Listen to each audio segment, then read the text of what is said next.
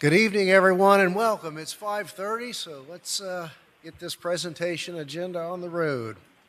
Good evening and welcome. This is the City of Homestead Council Presentation Ceremony, and today is Wednesday, October 19th, 2022, and it is 5:30 p.m.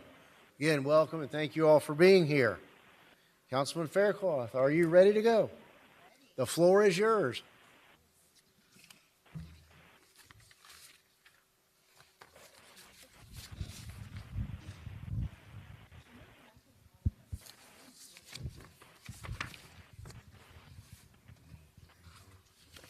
Good evening, everyone. I hope you like all this pink in here. It is October, and there's so much to celebrate in the month of October. But what's very near and dear to me is Breast Cancer Awareness Month. And for this presentation, I would like to invite the entire council down here because this was not something that I did by myself. So my colleagues can please come. Representative Chambliss, come.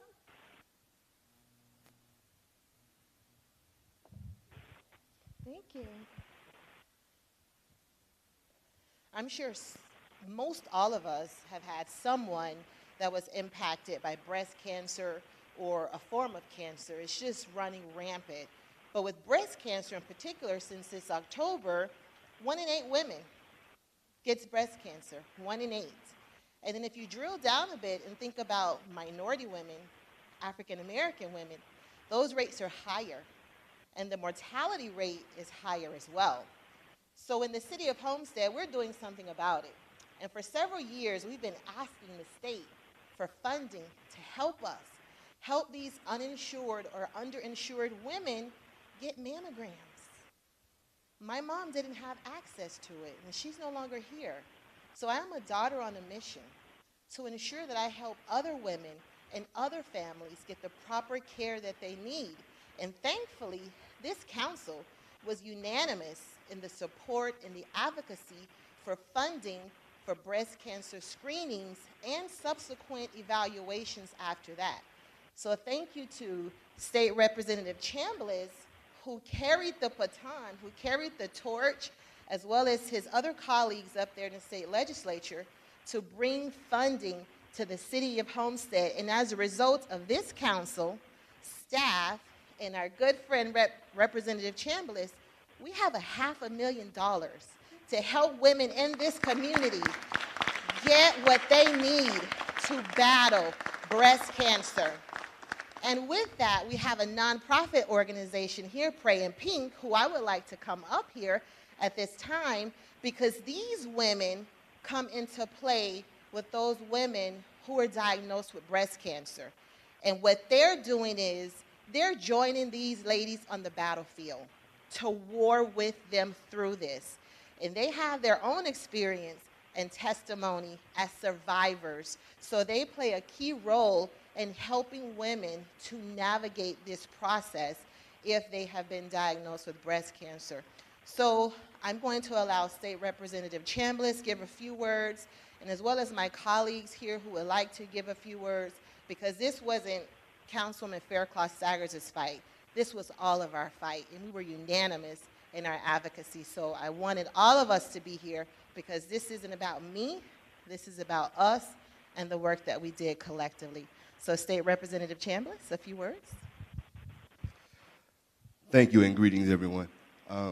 Just want to come and say thank you, Councilwoman Faircloth, for your advocacy on these issues countless times. And to my colleagues who aren't here with me tonight, Senator Ana Maria Rodriguez, State Representative Jim Mooney, who up in Tallahassee helped to push forward this piece, this appropriation item, and make sure that we address the healthcare concerns in our community. Look, I sat and I watched my aunt go through breast cancer, and I literally saw her physically, emotionally, even sometimes spiritually deteriorate.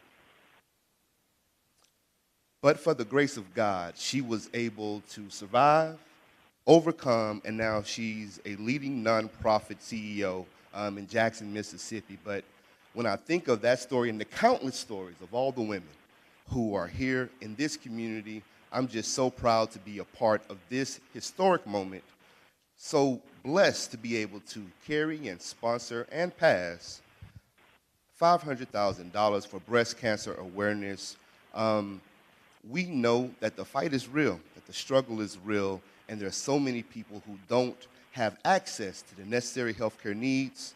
This is just our little part to play. So thank you again, Councilwoman Faircloth. Thank you, Mayor and Council, for standing with me. And thank you, Pray in Pink, for doing the work where the people are in the community continuously. Your advocacy is what has helped educate us about the needs of women here in the Homestead, Florida City area. So thank you again. Thank you, Representative Chambliss. Would any one of my colleagues like to bring some words? Thank you so much. This is such a beautiful presentation. Thank you, Representative. Thank you to Pray in Pink. Y'all ladies do an amazing, amazing work in our community, and I'm very proud to have you here in our city. Detection is so important. As a young woman that's not so young anymore, apparently, I'm due for my mammogram, and I look forward to having advocates by my side if God forbid, anything were to happen. So thank you for the work that you're doing, and I know that this money will bless many, many people in our community. Thank you, Councilwoman Faircloth, for making it a priority. Since I was appointed in 2020, this has been #1 on the list, the wish list, and so I'm very happy to be part of this presentation. Thank you.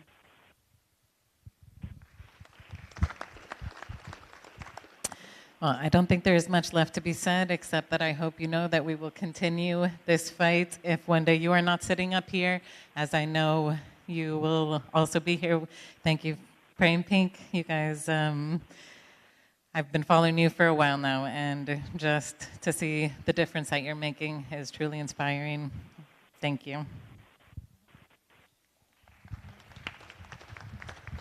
I just took a tap on again to the rest of my colleagues here.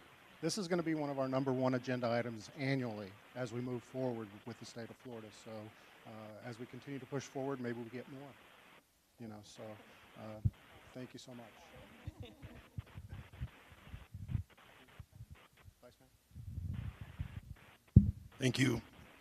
And thank all of you. Thank for what you guys do. Very amazing. I also want to take a moment and recognize Representative Chambliss. I was in Tallahassee while he was bringing this item forward to other representatives in Tallahassee. And even though they're not in the same party, this isn't partisan, he went across the aisle and he so eloquently made his case, and he was able to bring this money back down to Homestead. So I watched you maneuver through Tallahassee, and I'm so proud to have you as our representative representing South Dade. It's a true honor to have you on our team. Thank you for what you've done here and what you will continue to do in the future, my friend. Thank you.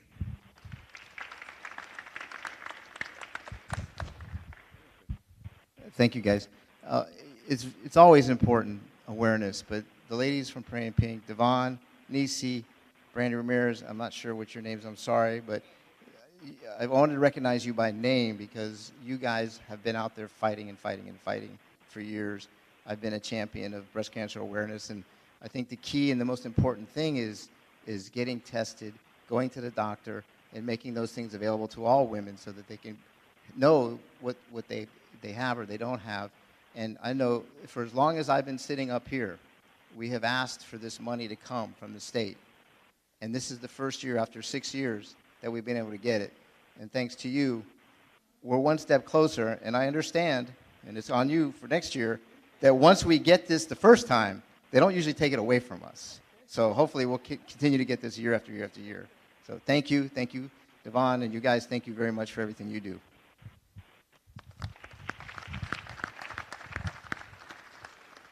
Well, thank you, and it's hard not to, at this point, say something that hasn't already been said tonight. What's the old saying? That an ounce of prevention is worth a pound of cure or something like that? And it may not be prevention, but we've got 500,000 ounces of hopefully a lot of prevention or at least early detection that will lead to a lifetime cure.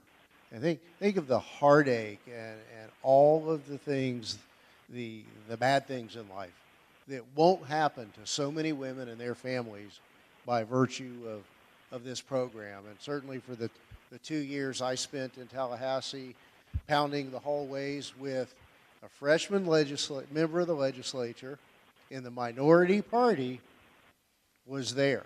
And I don't know how many doors we knocked on together with members of our lobbying team in Tallahassee. A lot of reps, a lot of senators from all over the aisle and the political spectrum, and a lot of different offices and buildings in that rabbit's warren of hallways in Tallahassee. It's about perseverance and tenacity, and with that, we've been finally able to push it forward and make a real difference in this community. Thank you again to Representative Chambliss and all of our Dade delegation team in Tallahassee and our lobbyists who helped finally bring this home. Thank you. Thank you, Mayor.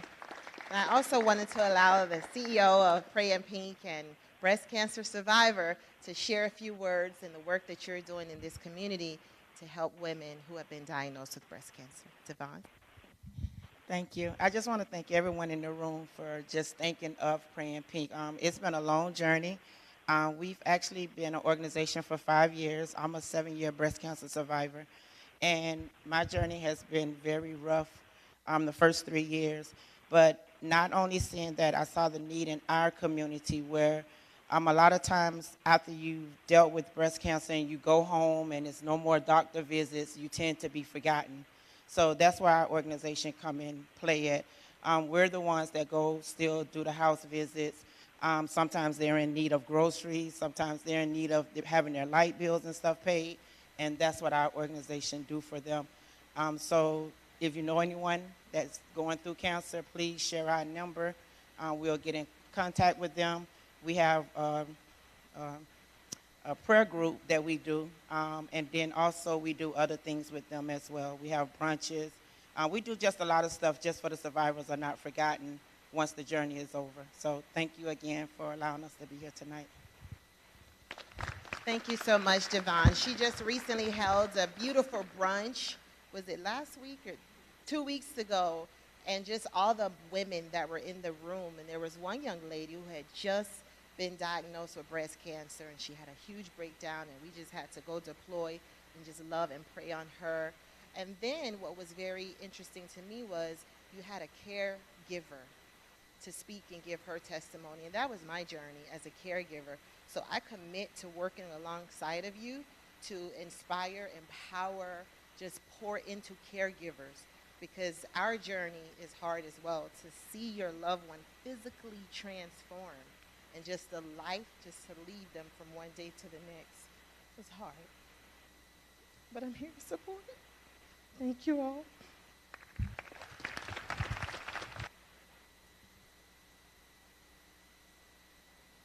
This is my fight song. Take back my life song. Prove I'm alright song.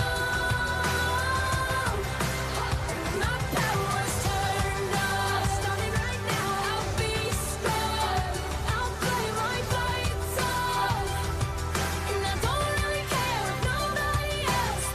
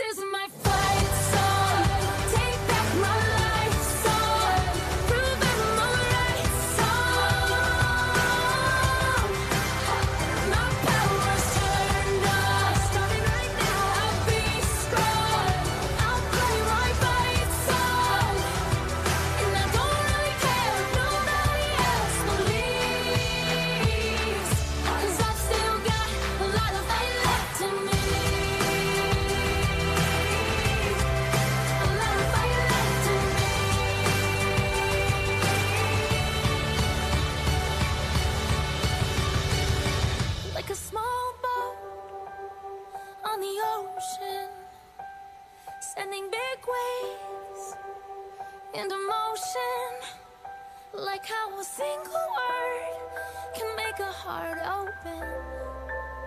I might only have one match, but I can make an explosion. This is my fight song. Take back my life song.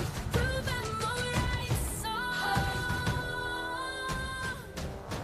My power's turned up. Starting right now. I'll be strong. I'll play my fight song.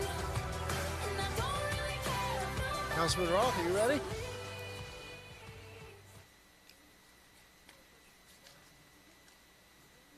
Councilman Roth, you ready for your presentations?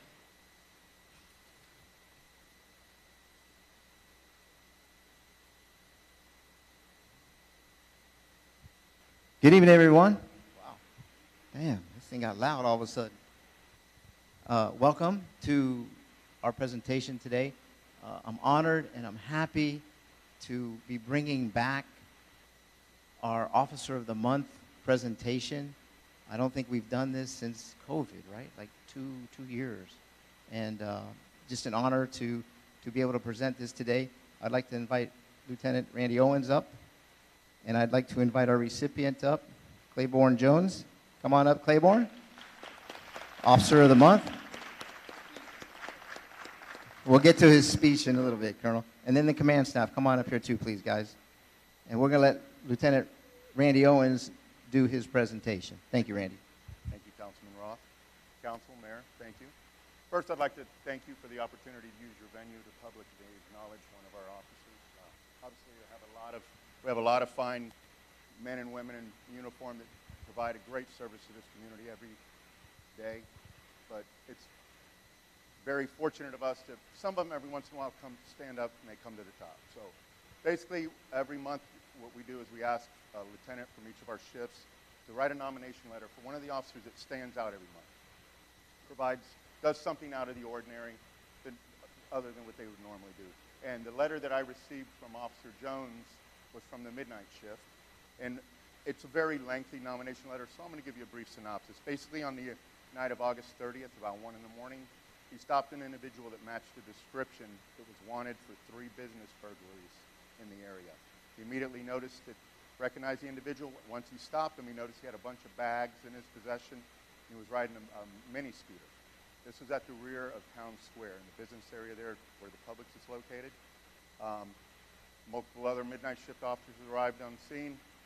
After a brief interview with him, they were going to arrest him for probable cause for the previous business burglaries, and he was located with a firearm on his person, which he was a 2-time convicted felon, and also in possession of a large amount of drugs, jewelry, and other items.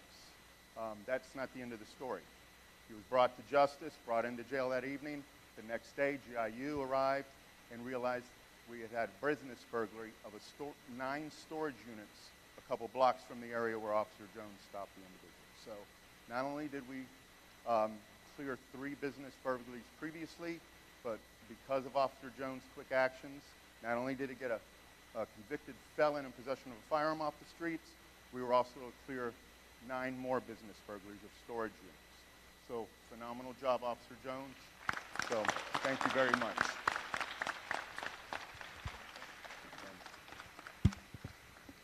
On behalf of Chief Roll and the command staff, this award is presented to Officer Claiborne Jones for being selected for Officer of the Month of August of 2022. Congratulations. Congratulations.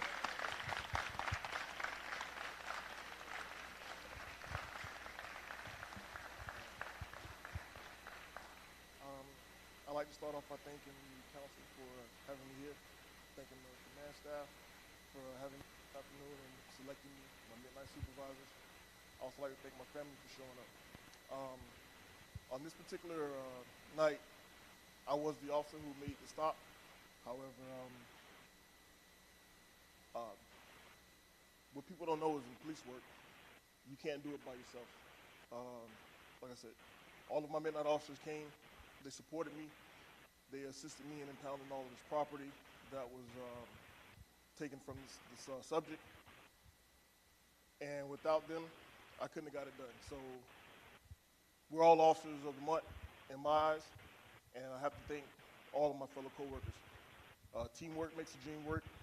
No officer, no one officer can come out here and do the things that need to be done in the city. So I have to give thanks to all of the midnight officers. And I'm gonna have them sign my plaque because, you know, I just made a stop. If it wasn't for them, the work couldn't get done.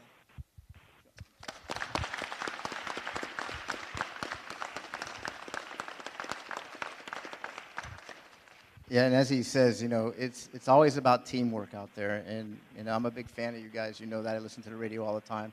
I hear the calls go out. I hear the teamwork between radio communications, between Channel 3, Channel 2, Channel 1. I hear all those things, and it's inspiring that even at midnight, 1 o'clock in the morning, you guys are out there doing your job. You know, I listen during the day. I'm not going to be up at midnight listening to what you guys are doing out there, but it never ceases to amaze me how much you guys actually put into this, how much teamwork goes into it, and how much pride you all have in the community. And I'd like to invite my colleagues down so we can get some pictures, and I'd like to ask staff to also consider doing this as a Employee of the Month recognition each month as well, because we've got tons and tons of employees in this city that do a fabulous job, and we wanted to recognize them as well. So we have the Officer of the Month. We've got it rekindled, and let's start to acknowledge some of those hard-working staff members that we have in this city. What is it? Oh, the family too, of course. Yeah, come on down. Don't be shy. Somebody will help her hold that camera and take her own picture.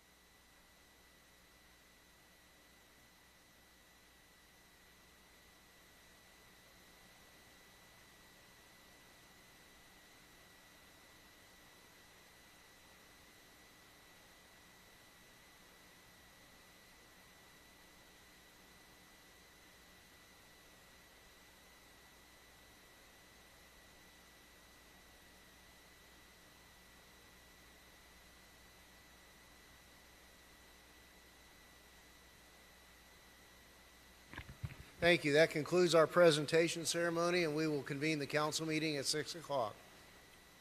Ready? All right. Well, good evening, everyone, and welcome to the City of Homestead City Council meeting.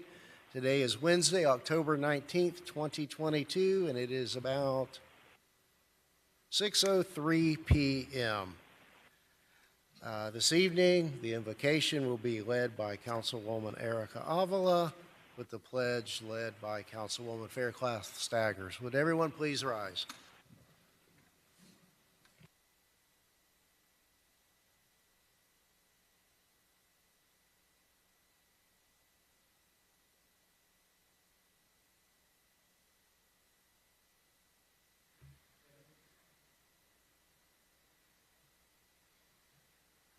Will you all bow your head with me in prayer?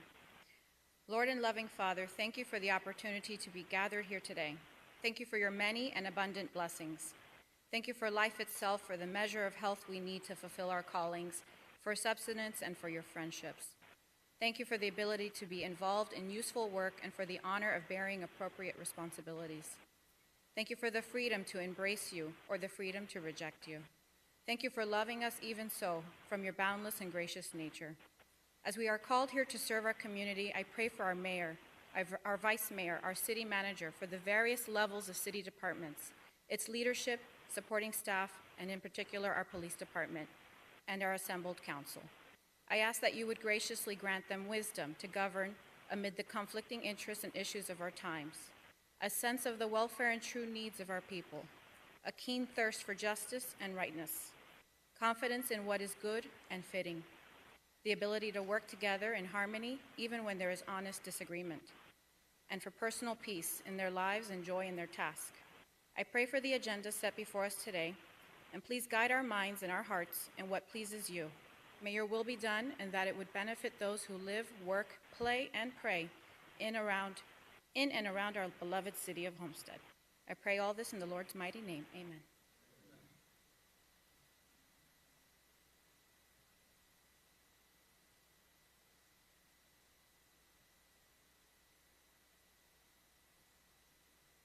To honor the United States of America, please join me in reciting the Pledge of Allegiance.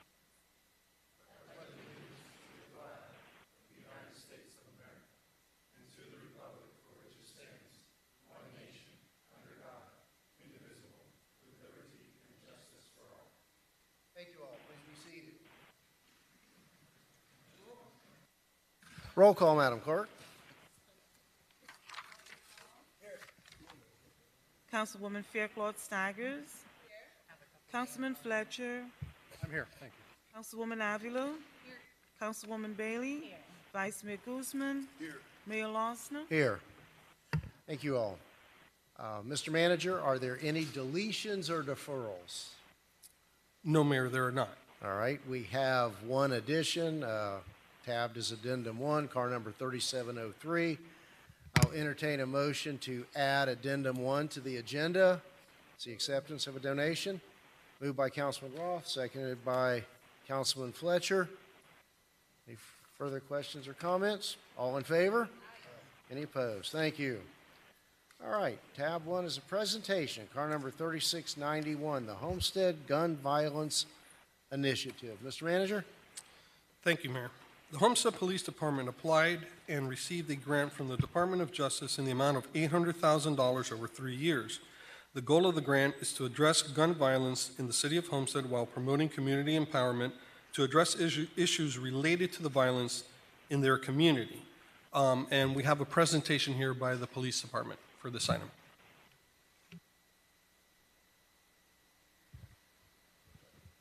Good evening, Mayor and Council.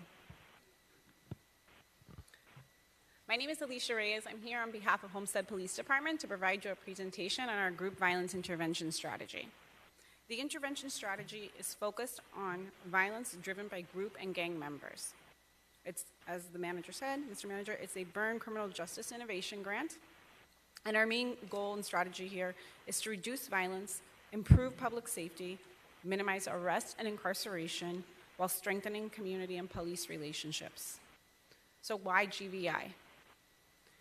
The numbers speak for themselves. A 63% reduction in youth homicide in Boston, 73% reduction in shootings in New Haven, Connecticut, with similar results locally, nationally, and internationally.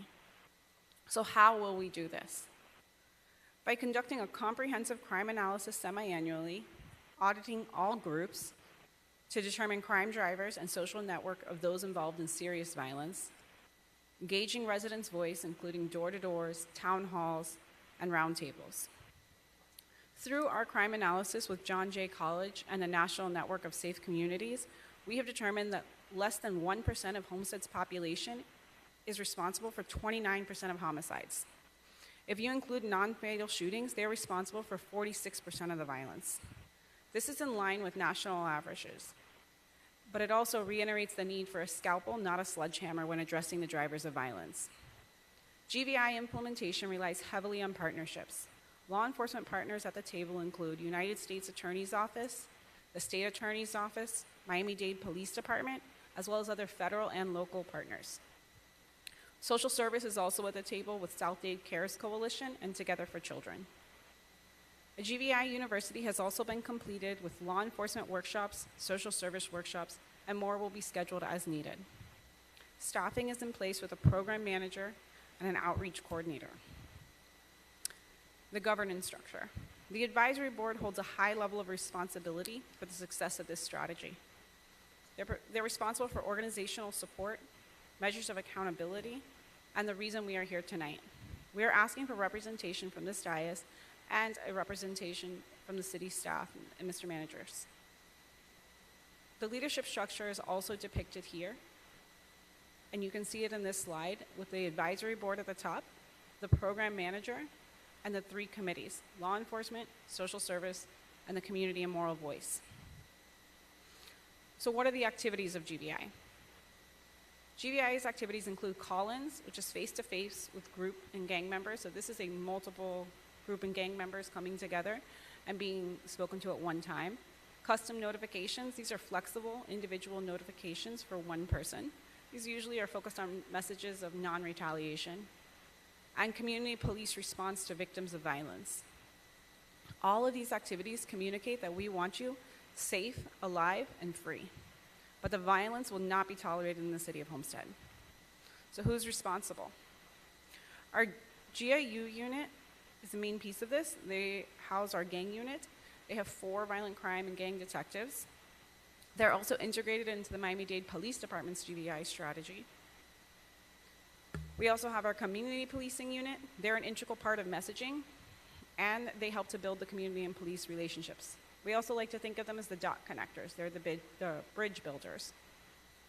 They'll be conducting those door-to-door campaigns, spreading awareness of not only our GVI initiative, but also our ShotSpotter program and our See Something, Say Something. All of these work together, and they bring in our final piece, our social service. So under the umbrella of SOS, the social service has a main goal of mitigating the impacts of violent crime. They do this by providing alternatives to criminality through mental health and trauma services, providing after-school programs, and victim support services, including restitution. So we thank you for your time. We look forward to working together with you, and I'm available for any questions. Thank you. We appreciate that. Council, any initial questions? Mr. Vice Mayor. Thank you, Mr. Mayor. I was at the event they had the other day with John Jay College. Very, very impressed with what they have offered and the statistics behind what they do. Very impressive. I asked them where they had this GVI already implemented, and the crime was reduced drastically. So I'm so happy that we're getting ready to do this and bring this forward, because bridging all of the stakeholders together, I think it's key, and I think it's really going to make an impact in our city. So I want to commend the Homestead Police Department for bringing this forward. Thank you. Thank you, Vice Mayor. Councilwoman Terkopov. Thank you, Mayor. Very exciting initiative. I think it's definitely a value add for our community. My question to you is, what are the next steps? I see that there is a structure, a framework here. So what happens now? So a lot of the work of GVI, we've already begun implementing. We began implementing this work way before we received this grant. We've been working at this strategy for a long time, because this strategy is basically taking the voice of our residents, because we know that most of the people living in areas of high crime are not driving that crime. So we don't want to be targeting them or putting them in more trauma, more distress. So we're working with them. We continue those efforts. We are going to continue this GVI strategy with our gang detectives, following up with these group members, putting them on notice that we're not going to tolerate the violence, and really kind of seeking out like that scalpel precision work of saying, you're the most violent offenders in our community, and these are the consequences of this, but if you want help, we are offering you a real incredible way of receiving that help.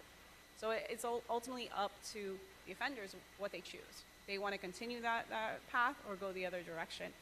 Social service part of it, that all just kind of continues. Like, this is really a communication strategy to kind of keep bringing these things, make sure there's linkages, identifying duplication in services, identifying gaps in services, and providing alignment for all of that work. We're also working with this national network to have them review what's going on and give us further advisement. Thank you for that information. Now that it's formalized with funding attached to it, and there's a governance and a board, so how will you go about creating this advisory board for this initiative? So the advisory board, we're looking for representation from you all. We've already seeked out representation from the United States Attorney's Office, the State Attorney's Office. They are on board, ready to go.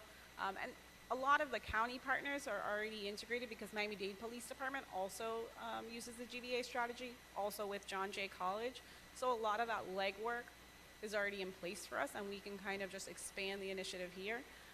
Some of Homestead's residents were already receiving GVI strategy stuff because Miami-Dade County does handle our homicides. So if there was a homicide that took place in our city and they live in our city, they were already part of that GVI strategy through the county, but they weren't looking at non-fatal shootings because they, as a county, have a huge breadth of responsibility of all these different homicides. Us being a smaller area, we can really pinpoint and focus because we know just because it's a non-fatal shooting doesn't mean that it can't be a homicide tomorrow. I mean, that could be the difference of centimeters. When do these meetings occur and how often? So the advisory board meeting is quarterly. As far as the John Jay College and advisement piece, that's weekly with our department. So I guess perhaps as a council, we can determine who would be the representative or the liaison to serve on this board. When do you need that information? When is your next meeting? So we meet with them weekly, like I said, so everything is kind of rolling at the same time. So as soon as we have that, we can plug you all into that. And we can also have a presentation for that member too, so that they will be brought up to speed fully from John Jay College as well. And if I could, let me interject here, just going through my mind. If he's willing and able to undertake it, I would suggest that with his law enforcement background, Councilman Fletcher would be the ideal member of council to have that background with the ability to issue spot and ask the questions that may not occur to some of us. Well, I appreciate the honor of the invite, and I do accept, but I would also, like to, spread that love along to the rest of our board, at times, because there's a lot of information out there, and we all need to be involved. Well, But I would happily accept that nomination. And my caveat would be is that as part of the many meeting notifications that the council members receive, that we be put on that notification list so that at such times as we are available to attend, that we can sit in and have a more real-time handle on what's transpiring with that. Absolutely.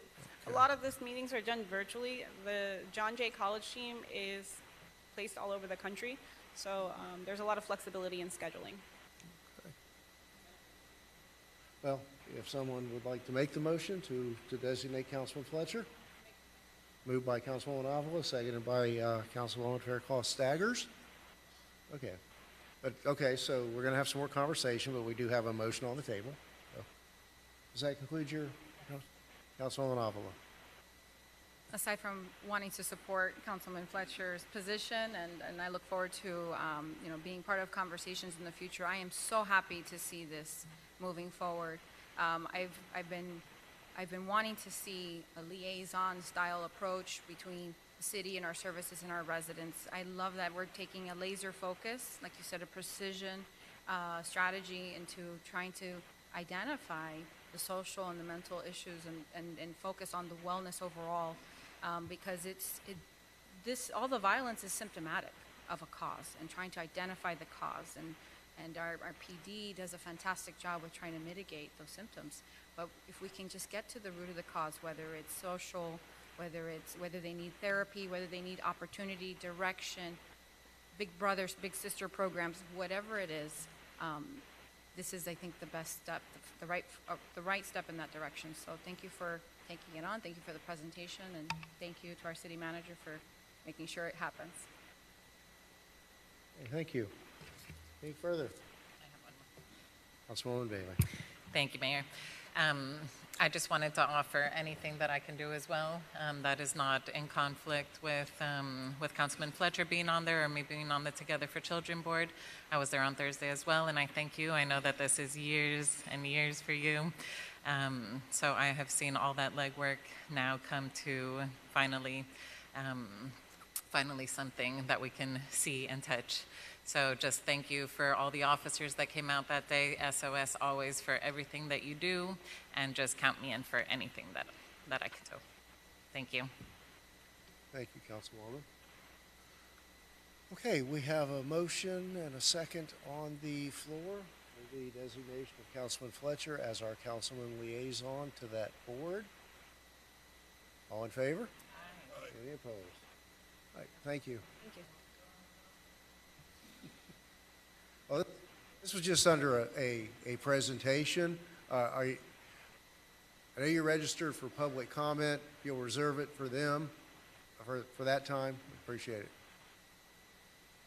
Because all we're voting on is a designation here. We already voted on the acceptance of the grant. All right, we have next our consent agenda, tabs 2 through 9. Do we have a motion to approve the consent agenda? Moved by Councilwoman Avila, second by Vice Mayor Guzman. Any further questions or comments? All in favor? Any opposed? Before we go further, at what point in the agenda are we going to insert the add-on? We could do it now, Mayor, if you like. Okay, let's, if, Mr. Pearl?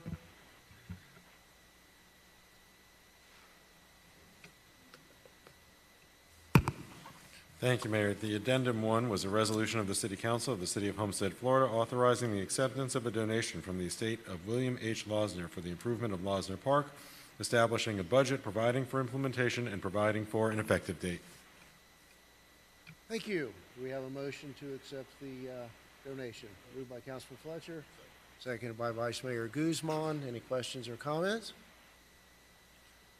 Roll call, Madam Clerk. Councilman Roth? Councilwoman Avila? Yes, and thank you. Councilman Fletcher? Yes. Councilwoman Bailey? Councilwoman Faircloth Staggers? Vice Mayor Guzman? Yes. Mayor Losner? Yes. The motion carries. Okay, thank you. All right. Next, we have our quasi-judicial portion of the agenda. Mr. White? Yes, Mayor. This is the quasi-judicial section of your agenda. Please be advised the following items on the agenda are quasi-judicial in nature. If you wish to comment upon any of these items, please indicate the item number you would like to address when the announcement regarding the quasi-judicial item is made. An opportunity for persons to speak on each item will be made available after the applicant and staff have made their presentations on each item. Swearing in. All testimony, including public testimony and evidence, will be made under oath or affirmation. Additionally, each person who gives testimony may be subject to cross-examination. If you do not wish to either be cross-examined or sworn, your testimony will be given its due weight. The general public will not be permitted to cross-examine witnesses, but the public may request the council to ask questions of staff or witnesses on their behalf. The full agenda packet on each item is hereby entered into the record. Persons representing organizations must present evidence of their authority to speak for the organization.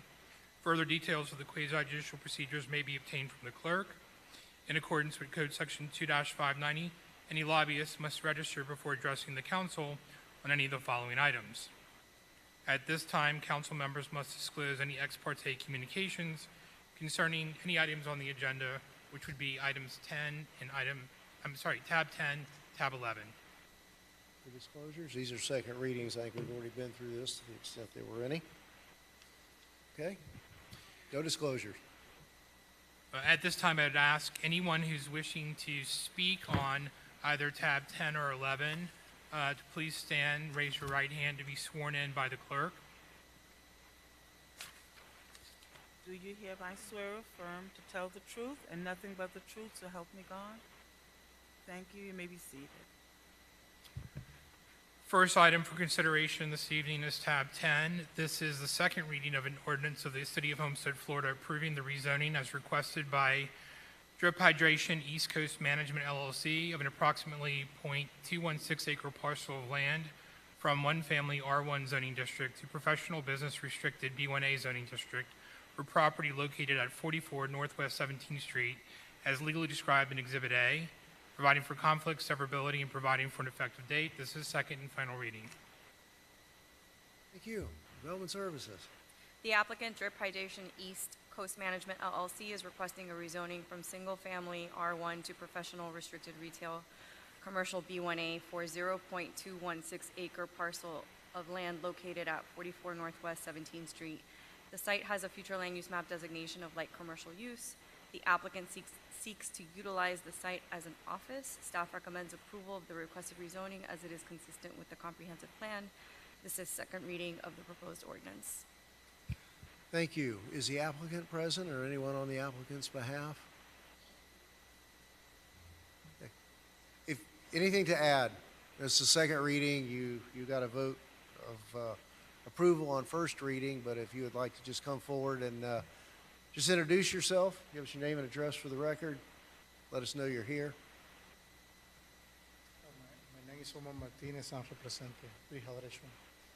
It's called management with my wife. She's a little shy.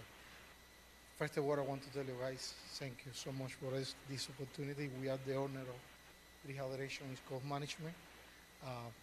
We are a local family, part of the Redland Reef community, and we want to bring our business to Homestead. We started as a little company right here in Naranja.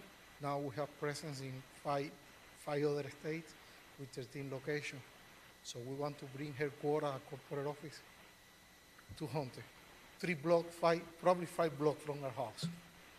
So thank God and thank you, the City of Homestead, for this. And I think we are perfectly in line what is the future of City of Homestead, to bring more business for this area. Good, well, Any questions? thank you not only for investing in our community, but being a resident here and having that confidence to make that hometown investment. No, guys, thank you so much. You made it so easy for us. We are no lawyers. We are on. You made it super easy for us, and City of Homestead made it super easy. I got a feeling they're going to replay that over and over and over and over again. You haven't gotten the site plan approval yet. Just Thank you. Thank you. Okay, are there any further questions or comments from council? Is there anyone in the audience or online wishing to speak on this matter? I'll close the public hearing and ask for a motion for approval on second reading. Moved by the Vice Mayor, seconded by Councilwoman Avila. Roll call, Madam Clerk. Councilman Fletcher? Yes. Councilman Roth? Councilwoman Fairclough Sagers? Councilwoman Bailey? Councilwoman Avila?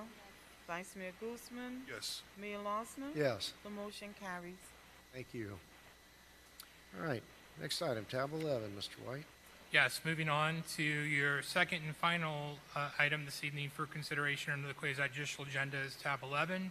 This is the second reading of an ordinance of the City of Homestead, Florida, approving the rezoning as requested by Reyes and Castro Investments LLC of an approximately 0.156 acre parcel of land from multiple apartment R3 zoning district to restricted retail B1 zoning district for property located at 194 Northwest 7th Street as legally described in Exhibit A, providing for conflict severability and providing for an effective date. This is second and final reading. Thank you. Ms. Lopez? The applicant, Reyes and Castro Investments LLC, is requesting a rezoning from multiple family apartment district to restricted retail commercial district for 0.156 parcel of land located at 194 Northwest 7th Street.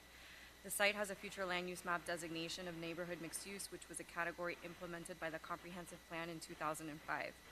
Permitted uses in this category include professional, business, office, and neighborhood service uses, work lofts, government property, and residential uses as detailed in the applicable zoning districts. This designation does not allow for auto-oriented uses such as gas stations, drive-in, drive-through restaurants, and freestanding convenience stores, nor does it allow temporary lodging establishments such as hotels, motels, boarding houses, and lodging houses. Staff recommends approval as the request for the rezoning is consistent with the comprehensive plan. This is second reading of the proposed ordinance. Hey, thank you. Is the applicant or the applicant's representative with us tonight? On 194 Northwest 7th Street. All right, any questions or comments from council on the second reading? All right, is there anyone in the audience wishing to speak on this matter? Anyone online? All right, I'll close the public hearing and ask for a motion for approval on second reading. Moved by Vice Mayor Guzman, seconded by Councilman Fletcher. Roll call, Madam Clerk. Councilwoman Fairclough Sagers? Councilwoman Bailey?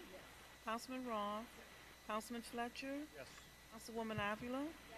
Vice Mayor Guzman? Yes. Mayor Losner? Yes. The motion carries. Thank you, and that concludes the quasi-judicial portion of our agenda. Mr. Pearl. Tab 12. Tab 12 is the first reading of an ordinance of the City of Homestead, Florida, amending the City Code of Ordinances by amending Chapter 16, Local Business Taxes and Business Regulations, Article 16, Mobile Vendors, to provide exceptions related to mobile food dispensing vehicles, and further establishing Article 18, Mobile Food Vending, to permit the operation of mobile food dispensing vehicles in particular areas of the city, providing for confluence, providing for severability, and providing for an effective date. Okay, thank you. All right. Vice Mayor, this was your item. Would you like to lead off the conversation? Make a motion to approve.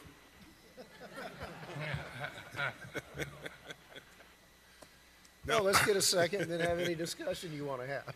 No, I think we're finally here, and I want to thank staff for all the hard work they've put into bringing this back with some real meat in it, and I'm eager to tell the world that we are finally allowing food trucks in the city of Homestead. It's been a long time coming. Many people have asked for this to happen for, I don't know, I mean, more than 10 years that I've been hearing people requesting for us to expand our policy when it comes to food trucks. So we've asked, we've talked about it, and it's finally here. Now we've got some framework on what's allowed and what's not allowed. So I think we're moving in the right direction. Thank you, staff. Thank you, Vice Mayor. Council? Councilman Roth. Thank you, Mayor. Just a house cleaning thing, and I was reading through here that we as a municipality cannot do anything. We can't require anything. We can't even, for the most part, verify their status with the state. So that is a little concerning, that they can park their vehicles in the city and operate in the city without a city business license. So I'm not opposed to the trucks coming into the city. In fact, the trucks have been coming into the city at many events that we've had throughout the years. But I'm not sure what the logic is of the state not requiring or not allowing us to verify that they are licensed, or we require a business license. I mean, anybody that operates a business within the city of Homestead normally requires a business license. So it doesn't mean that they are outside the city that they can't come in here and do business. So air conditioning contractors, electrical people, things like that don't have a business license in the city can come in outside from the city.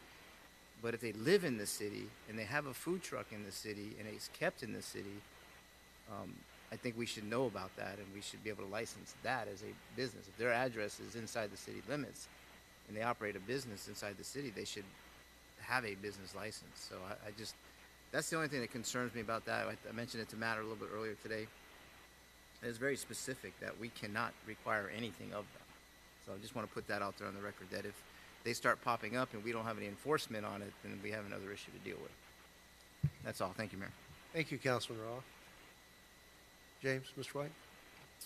Yeah, thank you, Mayor. Yes, just to respond to Councilman Roth's concern. So you're correct that the Florida legislature has broad preemption, or has provided or broadly preempted our ability to license, inspect, or get a business tax receipt with respect to these food trucks. However, we do still control our home rule authority with regards to the zoning aspect.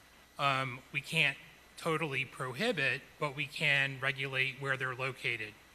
With respect to your concern as to how do we check, how do we know, so our response, not in violation of the statute, is that we've set up a process in this code whereby it's a zoning verification certificate.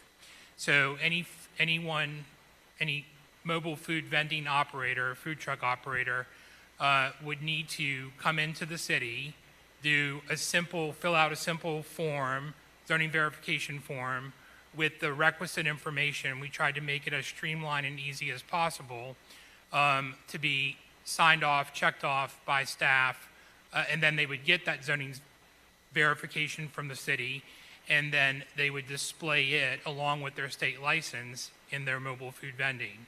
And then we would require annually, every year, that a mobile food truck or a vendor who's operating, that they would have to come in and get that zoning verification certificate. Because part of that is that they have to show proof of their state license, authorization from the property owner that they can be on the property, and that they're located on private property in such an area or manner that it's not impeding fire, pedestrian, vehicular, required parking, those aspects. So we tried to make it as streamlined and as basic as possible to roll out this pilot program, and we'll see how it rolls out, and if we need to tweak it, we can tweak it, but we had to start from someplace. And I think without being in violation of the statutory preemption, the zoning verification certificate is our way of ensuring that they are complying, they have a state license and they're complying with our regulations that we have set forth. Just to follow up with that, you're not saying that they could park their vehicle on 6th Avenue and 15th Street in a residential neighborhood or in somebody's front yard and open up a business of a food truck, right? So it has to be zoned for what specifically? So the direction that you all gave me at our last workshop was that it could only be located or relegated to commercially zoned properties. Gotcha. That are not adjacent to residential. And I've also included that are outside of the airport zoning ordinance, APZ, crash zone, Gotcha.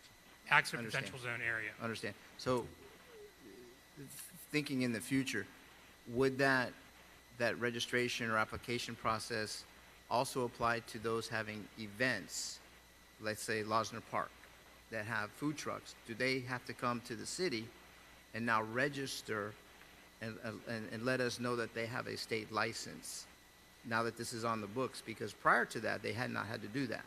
So we discussed that there are two columns, if you think about this, in regards to private property and then government property, public property, or right-of-way. And so there's a general prohibition in your code dealing with, being able to locate on the right-of-way, unless you all grant an exception to that. So this ordinance primarily deals with the regulatory aspect of private property. With respect to public property, city property, or a special event, co-sponsored, or in the park, or using some Old City Hall site, that is something that's regulated through your Parks and Recreation Department, and you all can specify and set whatever the policy is for that, because you'll want risk, insurance, indemnification, those types of things. So that's a completely different set of policies and standards that would apply for that column, which aren't necessarily applicable and don't apply in this column. All we're asking for is that if you're going to locate on a particular piece of private property, that it has to be located in the right area, and you have to provide proof of authorization from the private property owner that you can be there. We're not getting into whatever the deal is between the Fair food enough. truck operator and the private property owner. Fair enough. Fair enough. That's all I have. Thank you. Thank you, Councilman. Councilwoman Avila? Thank you very much. So everything that I'm hearing tonight is ringing all the bells that I recall from our workshop. I think that this is a responsible approach on trying to find what works for us and to get a taste for how we can coexist with the food truck community that we all enjoy. So I appreciate Vice Mayor bringing this to our agenda and for seeing it through to the end, and I'm happy to support this item tonight. Thank you. Thank you, Councilwoman. Anyone on my left? Councilwoman? Okay, couple of questions, couple of issues. Mr. White. Mayor, I'm sorry. Before we get into further discussion, I just wanted to point out or ask some policy direction with respect to two items. One is with respect to whether or not you care or you don't care that alcohol is served at food trucks. Some regulations, municipal regulations, prohibit the sale of alcohol.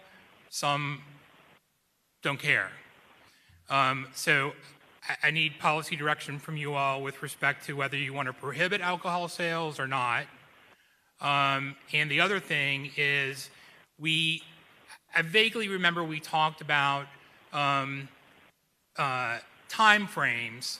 As you all know, we don't have any specific time frames for operation of businesses in the city. The time frames that were established in the code for establishments primarily dealt with the service of alcohol, last call. But you could stay open as long as you wanted. And so do you want to put any parameters on the operation time frames? If not, fine. If so, then I just need to know what that is so that I can incorporate that into this for second reading. I would like further discussion on the times, but I would like to prohibit alcohol sales for this pilot program and see how it goes, how it rolls out. And then working closely with the PD, see what type of problems they have. Because we don't want to just open it up for alcohol. And then if we did open it up for alcohol, it could be a possibility that they sell more alcohol than they did food. So I don't want to go down that rabbit hole. However, Way to police it. right.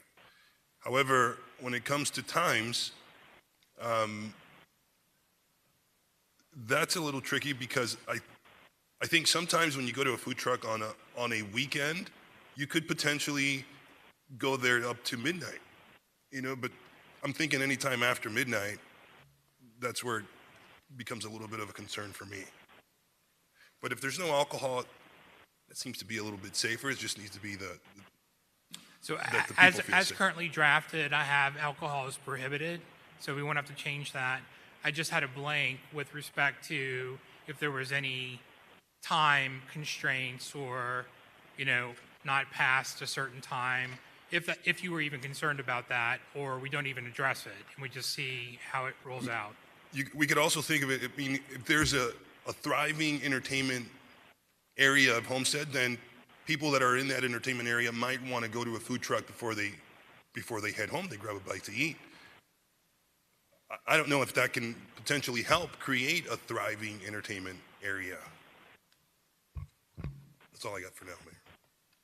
Well, and that's something we could come back and deal with as we, have our further workshops on our newly defined downtown boundaries and that sub-zone of the core downtown. But we could leave that open for now. And Vice Mayor, I echo your concerns, as I was pleased to see that this initial draft prohibited the sale of alcohol. And I'm less concerned about the later hours in conjunction with, the prohibition against the sale of alcohol. But, I guess for this reading, I'm fine with midnight. You have to say if it doesn't happen by midnight, it's not going to. So, I would be. I'd like to see it left open so that we can kind of see what the demand drives. And it, as Vice Mayor alluded to, it could possibly, add more opportunity for the neighboring businesses to maybe stay open themselves. So I prefer to leave it unrestricted and then modify the ordinance as we've gained experience from it. But I'm open to either way. Well, if you would like more time to think about it, certainly, I can leave it as is, and it can come back at second reading, and we can finalize whatever whatever the majority wants at that juncture. Or you can give me direction tonight to leave it open or put something in. It's really up to you all. Thank you. Councilman Fletcher? Yes, so my thought process is if you drive down Chrome Avenue anytime after midnight, there are several locations along Chrome Avenue that have been set up with trucks on them as their primary place of business, you know, on large acreage, north of the city limits, Yeah, of course. outside the city limits. Outside Let's of the city clarify limits of that. Homestead. Okay, but those places are constantly, there's people there till, you know, like 2 in the morning at some of these locations. So I think, you know, for this reading, let's look at leaving it open and having a discussion between now and our next reading at the next council meeting, and maybe making it at that point. I would be willing to go probably as late as 2 a.m., but right now I think let's have a look-see, maybe have some additional investigation at those businesses along Chrome Avenue. And that's really just an outside time. I mean, certainly some of these closing times are going to be governed by the agreement between the property owner and the food truck. That may be further restricted. We're setting that outside parameter. The other question I have, we've been calling this a pilot program, a pilot project. So, but in that regard, there's no sunset built into this, that unless we come back and revoke it, this will remain on the books. It's not like a 1 year or 2 year experiment and then it goes away. Yeah, I mean, we called it a pilot program, but it's not defined in the code as a pilot program. But for discussion purposes, that's what we've all understood the undertaking of this would be. But you are correct that there is no sunset provision included in this ordinance. And at some point, if you all decided that you wanted to repeal this or modify it, then we could do so. And then those food truck operators would then have to comply. Right. Okay. Other than the concerns I've expressed in the past that we're putting potentially these vendors who operate far more economically in competition with those who have already invested in bricks and mortar, and this may suppress future investment by owners or tenants in the expense of a true bricks and mortar building when we're trying to really develop our downtown as a mom and pop dining and entertainment venue. But a further concern I had is that I don't see an outside limitation on the number of trucks on a given site. We've pegged it at not to exceed 4 per half acre. Let's just use a real world example. In theory, Homestead Plaza, that's 20 acres, could park 80 food trucks on that site. I'm just wondering what, some of my colleagues' thoughts were. 20 acres times 4, potentially you could put 80 trucks there. I mean, that's an extreme example, but it's kind of an example of, do we want to cap the maximum site size or the number of trucks on a given site? Mr. White? So with regards to the food truck lots that the vice mayor had raised, you all had directed or came up with the ratio that there would be no more than 4 food trucks per half acre. And then if it was something less, then the director could then look at that and prorate it accordingly. Now that was for food lots. When we talked about the private property, I don't think we really got into that nuanced distinction. I was drafting this through the lens of that there would be 1 food truck, right? So 1 food truck in a Publix parking lot. I mean, realistically, I think some of this would be self-controlling because there aren't too many properties that have an overflow of parking areas.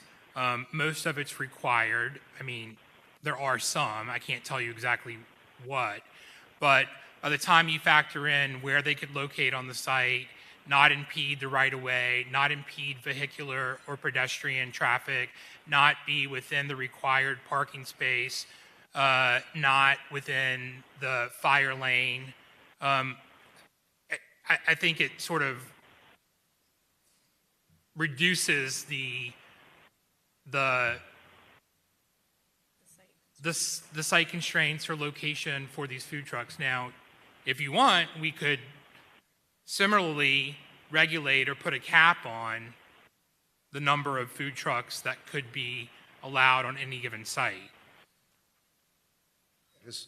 For example, if we had a 10 or 20 acre shopping center that was foundering, had a lot of vacancies, potentially without violating the required parking and fire lane and so forth, you could conceivably end up with a dozen or more than a dozen food trucks in a given site, which I think would really, go to my previously stated concerns of perhaps you're suppressing the development of bricks and mortar establishments. Just the thought that we don't want to get caught, the unintended consequences of not covering that. So I just wanted to raise that issue with my colleagues as to whether or not for a given site, above and beyond those land use constraints, if you will, assuming you can meet all that, should we, is it advisable to cap the total number in a given site? Just, I look for some thoughts from my colleagues on that. I have a thought. Sure. Maybe we restrict it to, the folio number or size of the property. I mean, 4 per half acre seems like a lot, but it may not be a lot. But when you put the example out there, 20 acres times, 4 times whatever the number was, it's a lot of food trucks. So, first of all, I don't think that many are going to come to one area. Competition is going to weed some of them out as it goes along. But, and I'm all for what you're talking about as far as brick and mortar and mom and pop starting businesses and having to go up against, food trucks and those that come in and out of the city. So, I mean, is it 6? Is the number 6? Is the number 8 for private property, or the maximum number of units, for a Homestead Town Square, or something like that? I mean, that's okay. I think we're overreaching and getting to a point where we're like micromanaging what we're trying to do here, and I think if we leave it the way it is today, we can always come back and change it. Whether it be 12 midnight that we stop or 2 o'clock in the morning we stop. I would personally like to see what demand creates from the food truck industry to see what actually happens, and then we can say, whoa, we didn't think this was going to happen, and then maybe we become the food truck capital of the world. I don't know. They have a great show on the Food Network, the food truck challenge or whatever it's called. So, not that they're going to come to our city and do that, which would be great if they did, but I think we're overlooking at this point, and I'm ready to just move this forward the way it's written, and we'll figure it out as we get through life. Thank you. Mayor, Thank if I you, may. Councilwoman. Thank you. I agree with you 100%, Councilman Roth. I think that we should take this opportunity, keep calling it a pilot program, because it gives the sentiment that we are watching what's going to happen, and then we can revise it as needed. And 80 food trucks in one place and all those people, I mean, I think the surrounding businesses would be excited to have an audience that large to be able to offer their products and market their restaurants to. And these food trucks typically will partner with a brick and mortar restaurant to supplement what their menus don't offer, to keep their guests and their patrons at their restaurant longer and keep coming back for something different. In fact, they'll rotate the food truck to have something new and fresh that the restaurant doesn't have to carry the burden to supply. So I think that it's very much a holistic relationship, and that there is a lot of success in this market that we are completely missing out on. But I share the concerns, but let's let the experience guide us, and we'll come back as a body and make these decisions together without the fear of making the wrong choice, okay? So I think everybody understands that this will be new for us, and that they're not going to judge us if we have to come back in a hurry and say, Michelle, help us, and James. So I think I'm good with it the way it is. Thank you. Thank you. There's nothing further. Do we have a motion to approve? So moved. Moved by the Vice Mayor. Second by Councilwoman Upton. I will. Okay, is there anyone in the audience wishing to speak on this matter? Can we get Mr. Kraft a microphone, please?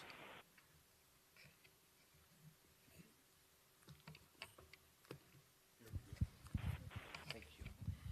Yeah, I think the pilot project is a great thing, and I think basically we should let the free market figure it out what is reasonable and what is not reasonable, because those scary scenarios where you talk about eight food trucks or 10 food trucks or whatsoever, we have to take into consideration how many people live in Homestead and how many people do different things on different hours.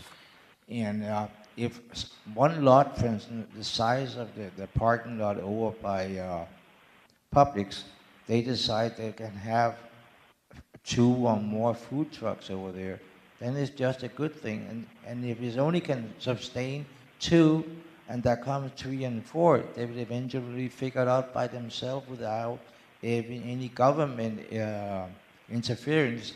That's only business for 2, and then there will be 2. And I think that sometimes we have a tendency to overthinking things and overcomplicating things. And I think we should perhaps look what the other municipalities are doing when it comes to food trucks. There are municipalities where they have more tourism and more influx of people on a daily basis than we have. We don't have much to offer down here. Therefore, we don't have the huge influx of people coming through. And therefore, food truck will be a bright new invention down here. We have them already. And those who are here, they are making a good penny. And I think if we can add a little more, then we perhaps will spike up the menu cards in some of the already existing restaurants we have. Some of them are doing good, but competition has never ever hurt anybody. Steel sharpens steel, and it will just make them better. But there's another issue we might think about. Perhaps when we talk about alcohol, do we talk about beer too? Because beer is a lighter form of alcohol. It has a lower percentages. So therefore, we might offer, let them be allowed to have beer instead of alcohol. No reason to serve hot liquor. I think that's where we have to draw the line, because when you go there and they, for instance, have brisket or they have some kind of other things, a beer goes nicely with a brisket sandwich. And there's nothing wrong in that. And if we could do, for instance, I was in Texas at one point, in Killeen. There's a little town out, about 2.5 hours from Dallas. It's next to Fort Hood, the biggest military base in the universe. They have a small town there. Everything closes at 12. And the reason to why do that, they don't want to have drunks on the highway when traffic starts at 5. Therefore, the sheriff will issue an order, everything closes at midnight. And they pull through with it, and people follow through with it, and that's a guideline. Mr. Kraft, your 3 minutes is up. I know, and sometimes you guys get tired of me, I know, but that was my 5 cents or 3 minutes of it. And by the way, before I let you go from my annoying voice, I think we should appreciate the police force we have, and I think they're doing a damn good job. And we also have to consider them when we talk about food trucks, because it might end up giving them more work. You're going to get your 3 more minutes later when you registered thank for you. free talk. All right. Is there anyone else wishing to make public comment? All right, then I'll close the public hearing. Are there any final comments from council? Well, before we vote, I just want to say, coming into this, I was kind of inclined to go with it. I've expressed my concerns about competition with existing bricks and mortar or suppressing the initiative for more bricks and mortar, particularly downtown. But given the conversation in response to my concern about limiting the number, where I'm again faced with this generational and cultural split and the mentality that anything goes based on voodoo economics, that they're going to help restaurants. I don't buy into that, and I am not going to be one to push us down the slippery slope of anything goes. There's a fine line between a roach coach and a food truck, and I just don't want to be in the position to see us covered up with a lot of sketchy things that are able to define themselves as mobile food dispensing vehicles.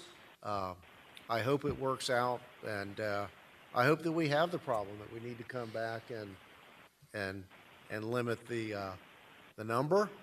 And, I'm going to look to the CRA and other areas to keep us up to date as when this gets up and running, as to whether or not folks who come in and start asking about restaurants or begin to tell us about restaurant uses are saying they can't compete with food trucks.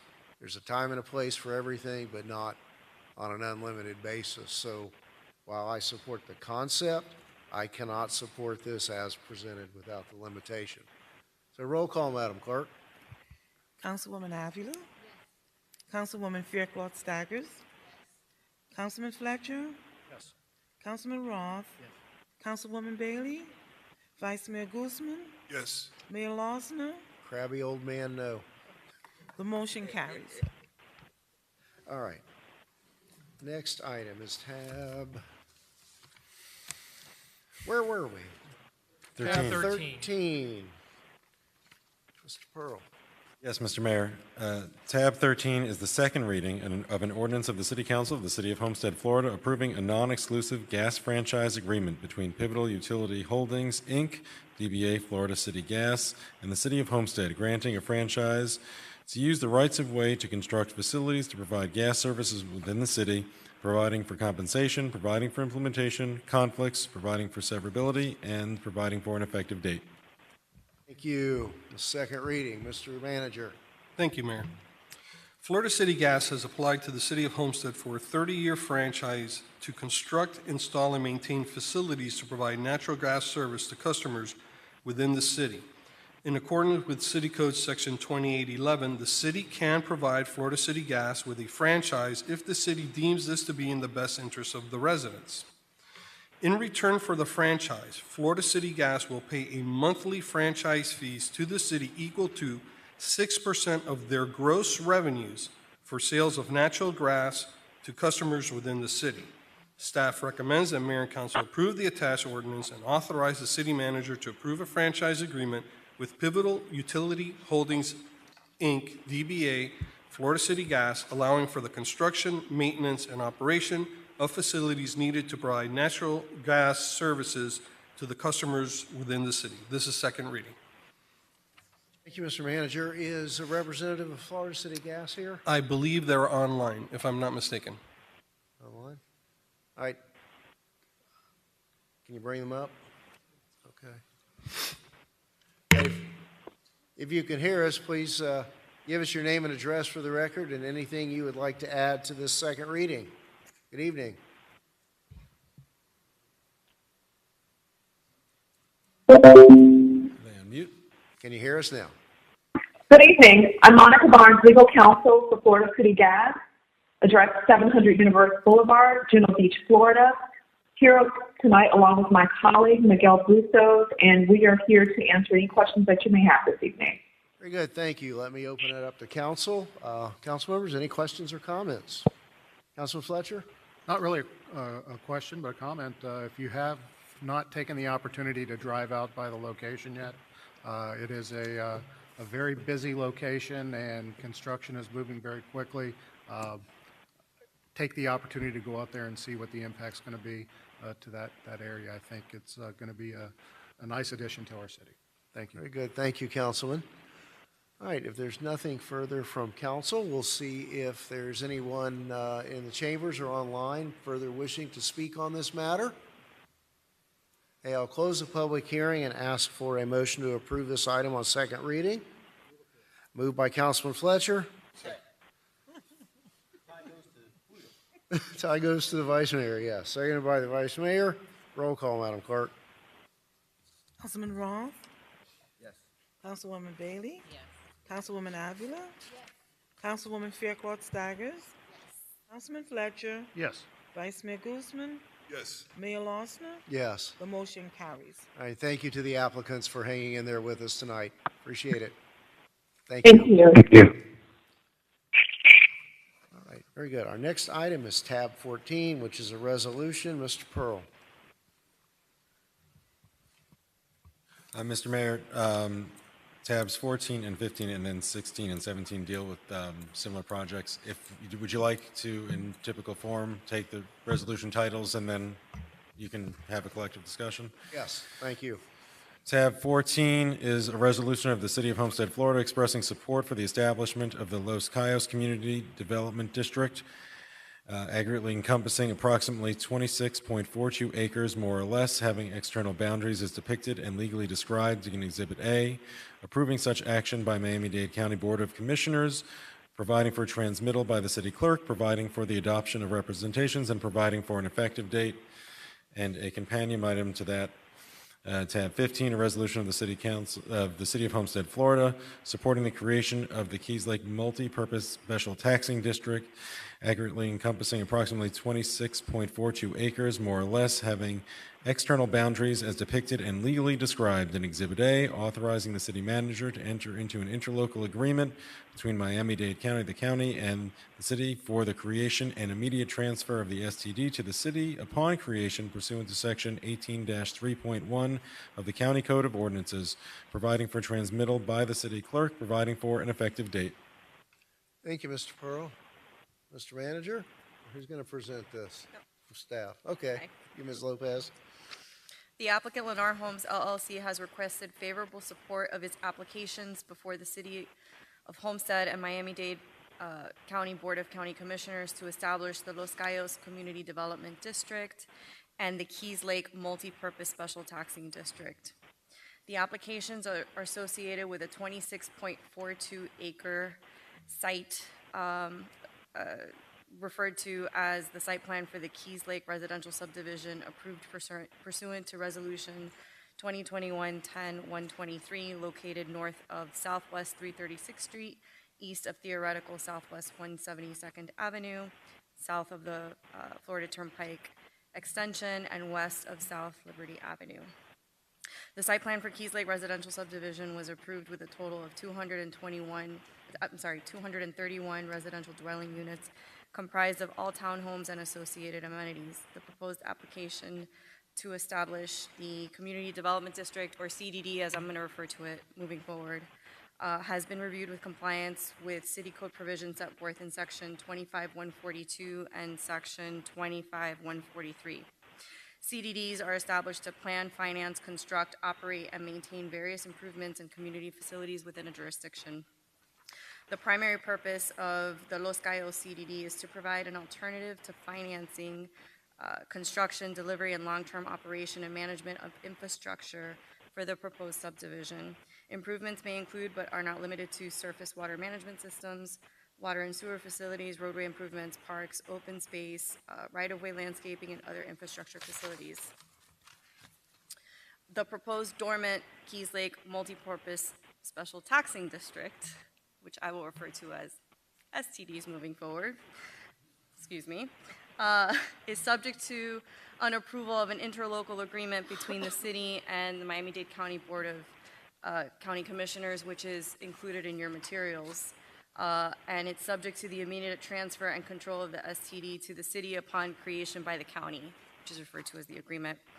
As authorized under Chapter 18, Article 1 of the Miami-Dade County Code of Ordinances, the proposed STD allows for creation, establishment, and operation within the city for the purposes of providing essential services, capital improvements, maintenance, and repair of all common areas, facilities, and structures within the approved Keys Lake subdivision, which may include, but not limited to, roadways, swales, landscaping, street lighting, entrance features, and recreational amenities.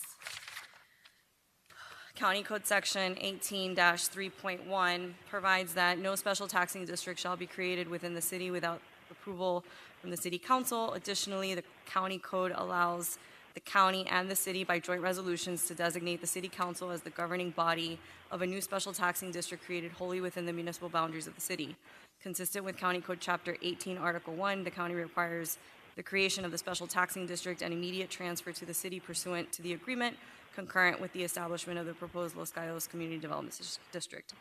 Staff recommends that the mayor and council consider the attached resolutions expressing support for the establishment of the proposed Community Development District and special taxing district, subject to the approval of the interlocal agreement between the city, the county, concerning the immediate transfer and control of the SCD to the city upon the creation of the county. Thank you. I know the applicant's representative is here. Let's go ahead and have their presentation, and then we'll open it up for discussion. Welcome. Mayor, Vice Mayor, council members, good evening. Amanda Naljev, offices at 701 Brickell Avenue, joined this evening by my colleagues Hugo Arza and Alex Arias, Carolina Herrera from Lennar Homes, and Ginger Wald, CDD Council via Zoom. Everyone is available for your questions this evening. We have a brief presentation planned for you. So I guess we'll be taking these applications up together, if that's okay with you. We have a joint presentation for both applications. We'll do a quick recap of the property itself. I'm sure you'll recall the property is located south of the Turnpike, just north of 336th Street, and between 172nd Avenue and Liberty Avenue. The site was subject of several applications approved just last year, specifically a site plan for 231 fee simple townhomes, variance, T-plat, transportation prop share agreement, and a public school concurrency prop share agreement. This CDD these CDD and STD applications were pending at the time.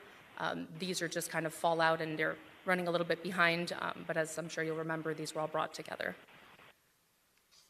The first application we'll discuss is the Community Development District for Keys Lake. So what is a CDD? The Independent Special Purpose Unit of Local Government authorized by Chapter 190 of the Florida Statute. It does offer a cost-effective means of financing major infrastructure systems and services to support the development of new communities. The purpose here is for planning, financing, construction, operation, and maintenance of public infrastructure in planned developments such as this one.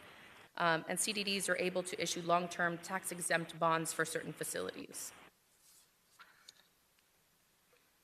Why establish a CDD? Permitting agencies require long-term assurances that the infrastructure will be maintained even after the developer's involvement in the project has ceased. So for the purposes of this particular development, we will help spread the costs of infrastructure, meet the concerns of these permitting agencies, and address the need for new public infrastructure in the immediate area. What can be financed through a CDD?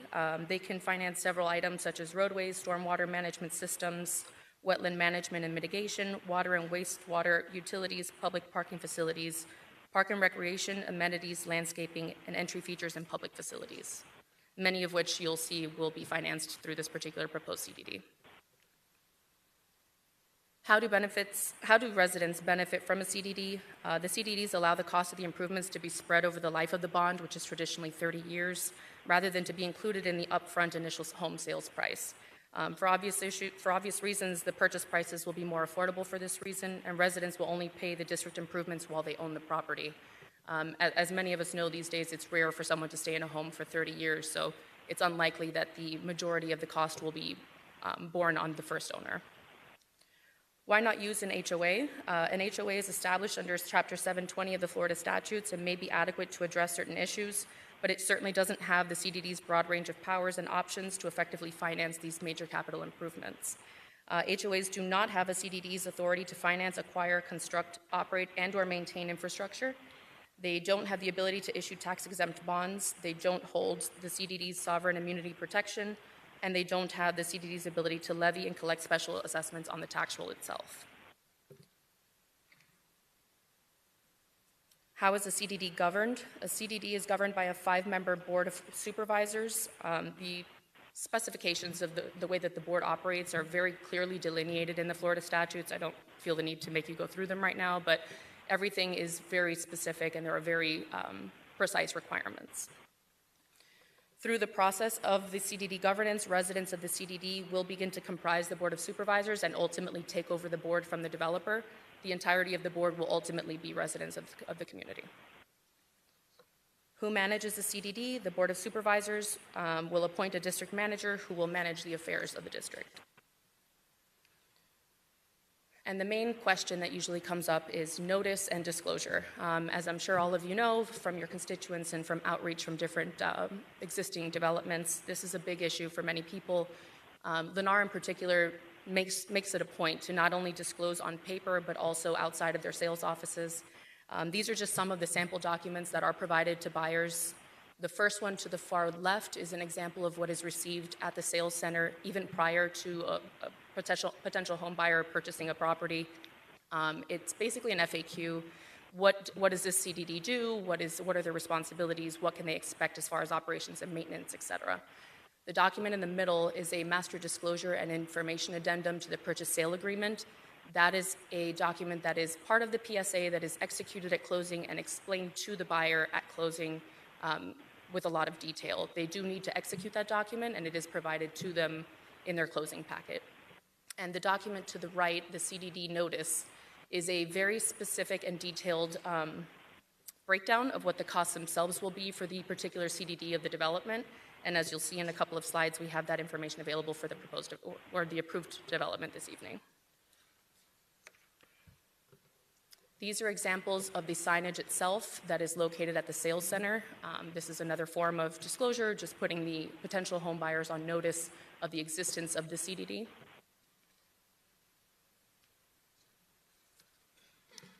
And with regard to the approved Los Gallos CDD, development, the estimated cost of district improvements is estimated to be $6.8 million. So the particular improvements here include stormwater management system, water distribution system, wastewater collection system, and roadway improvements.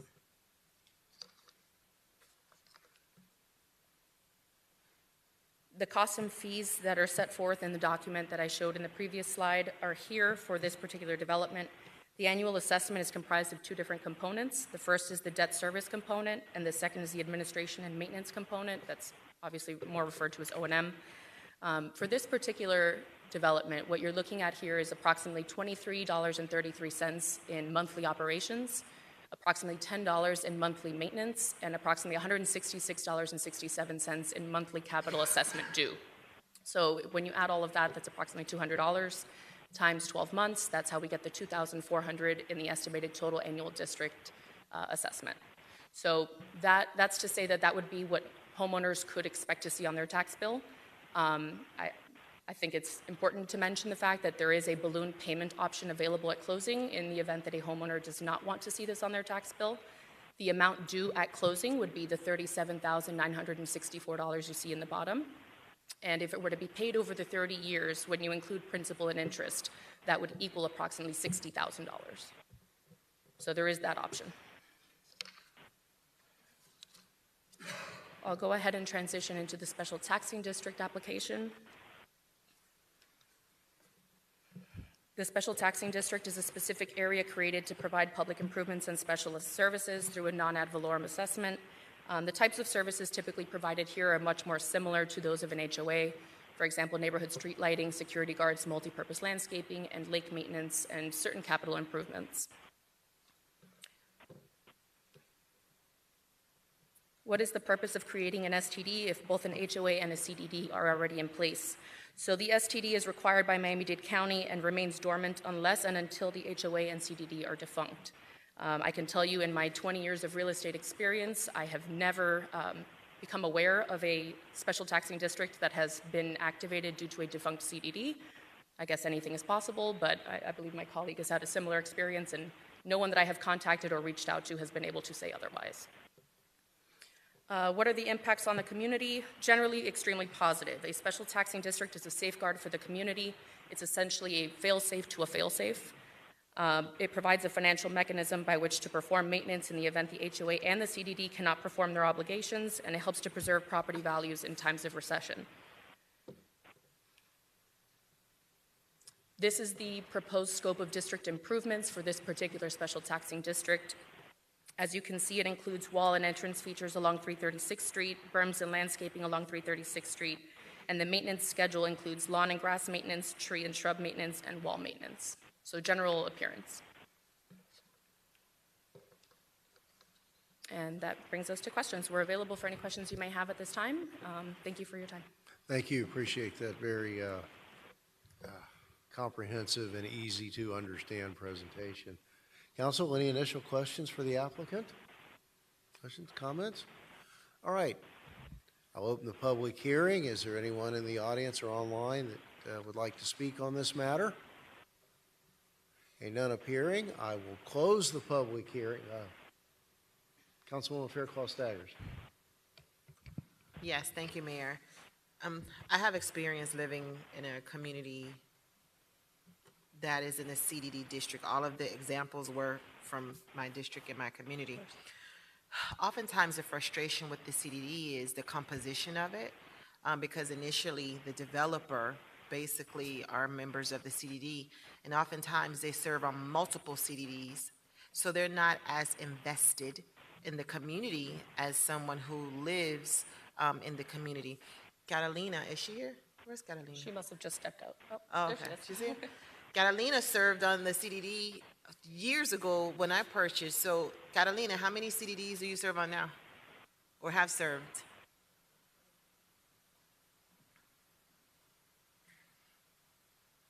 Great to see you again, by the way. It's been a long evening. time. How are you, everyone? Carolina Herrera with Lennar Homes. Currently, not that many. Most of the CDDs, I have other associates that are sitting on the board at this time, but I'm still the chair of a couple. Yeah. So they sit on multiple boards. So my point was, when residents had concerns, it was basically business as usual for many of you all on the CDD, because you didn't live in the community. So you weren't necessarily as passionate or as responsive to some of our concerns because it wasn't your community. You're probably sitting on 5 boards. So, I mean, we currently have typically people that are in the HOA of the association, managing the HOA of the boards of the association, sitting on those CDDs so that they know the issues of the communities. Maybe at the time when you had the experience, it was different. It was very different. Right. So right now, the people that are sitting on these boards are typically our director of property management and the associates in her department, so that we have people that are close to the community and understand the issues and work hand in hand with the HOA. So that's changed a little bit. That's why I'm no longer in some of these boards, because that's not my current role. Okay. Well, that's a very good shift. I really like that, and that's really good to hear. Can you talk about, thank you, Catalina. Can you talk about the price point? I know you can't say anything set in stone, but what is a price point for these townhomes? Of course. Based on the information I've received today, which is actually updated from what it was yesterday, which is updated from what it was last week, as you know, the market's changing on a daily basis right now. It's looking to be from the low to mid 400,000s as of today, with the information that Lennar has available. So what would this look like for a homeowner annually? Now, you said $60,000 overall throughout the 25, 30 years or whatever. What would that look like for a homeowner annually on their ad valorem They're taxes? looking at about a $2,400 assessment on their tax bill annually, assuming that they don't opt for the balloon prepayment or Right. the 60, yeah. Which would be $60,000 $60,000 over 30 years. Correct. Okay. I'll rest there, unless anyone else has any other questions. Councilwoman? Thank you, Mayor. I too live in a CDD. I am pleasantly surprised to see that there is actually like an opt-out feature or a balloon payment. When you do resale, that's no longer an option. So I'm assuming and understanding that it's only at the point of the original purchase, correct? Yeah, my understanding is it's always an option. It's always an option for future generation homeowners. That's fantastic to hear. That's news that I'll send back to our Little known CDD board. fact. Yeah, very little known fact. Also, in our CDD, only residents that live within the district can hold a seat on the CDD, not just the landowner. So I want clarification as to why you would have a non-resident on the CDD board in other communities. Is it because of turnover not happening or different phases still being developed? My understanding is that all of the board members and the members are from within the district. The only time you would have a member who is from outside of the district is during turnover, and that would be when you have members from the developer. And that there are certain triggers per Florida statute that require additional members or additional member seats to be turned over to residents instead of the developer. I'm sorry to interrupt. My name is Jared Earlywine of KE Law. We've Can't got the hear you. petition right behind your alls, and we work on probably about a quarter of the CDDs in Florida. If I could just add one additional thing, because this is also the question that you raised about turnover. A CDD actually turns over earlier than a homeowners association. So just like a homeowners association, a CDD in the early years is controlled by the developer, but the threshold for turnover is much different. An HOA typically turns over at 90% or 95% build out. A CDD, though, has landowner elections every 2 years. And so the landowner elections are based on who owns the majority of the platted lots and the acreage. So as soon as they've sold out about half of that, residents can actually start getting on the board early. And so the turnover typically occurs earlier with a CDD than a purely HOA community. So if that helps. Sorry to interrupt. Thank you. So, yeah, I appreciate the clarifications because I was not one of the original buyers. I was second generation. My experience with CDDs is that it is wildly misunderstood. And unless you're taking the time to go to the meetings and understand the budgets and how why do I have this extra payment? Why is it in the tax roll, not a monthly payment? And unless you're working and involved and being part of the board, you really you're completely disconnected from it. So it is very unpopular, it's misunderstood, and it takes a lot of work to educate the homeowners. With that said, I find that it is a safe haven or saving grace for the communities themselves when it comes to crisis like 2008 market crash. The homeowners that were not paying their dues and went into bad debt, the taxes continued to get paid, and the CDD was able to continue to maintain and operate their roadways and their clubhouses and their lake maintenances and continue to have the reserve items for like bank erosion and whatnot. So for me, the pros weigh more than the cons. And I think that if we also take a look at the experience that these homeowners gain by participating in the actual CDDs and in the meetings, and it is a mini government.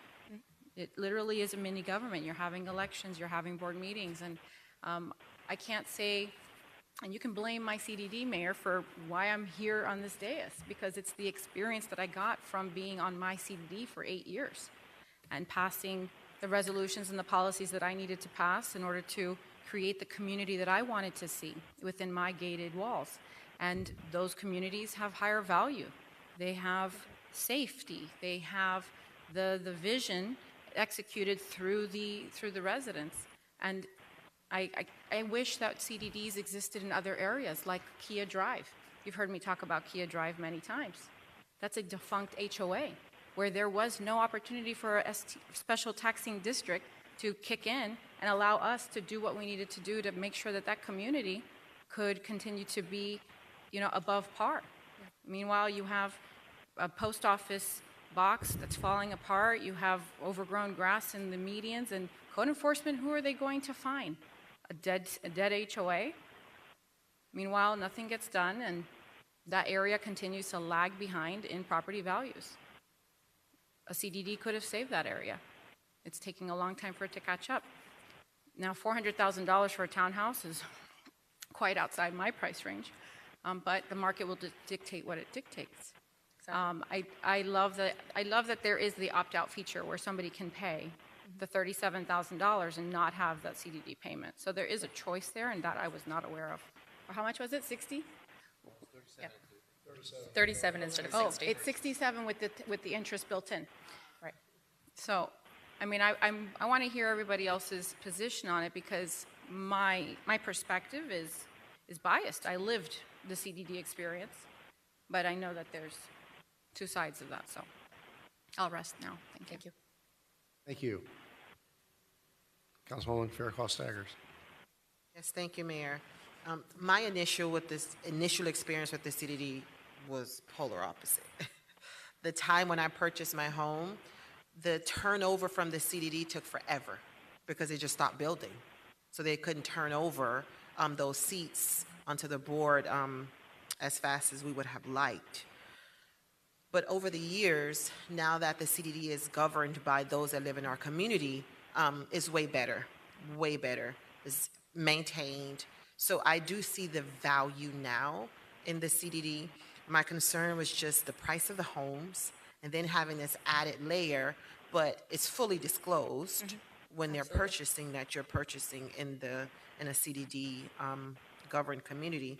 So I will be supporting this tonight because I have seen the shift. I'm happy to hear that Lennar or whoever isn't monopolizing all the seats on the CDD, but they have some people who really have skin in the game and who are vested in those communities making those decisions. So I will be supporting this tonight. Thank you. Thank you, Councilwoman. Councilman Fletcher?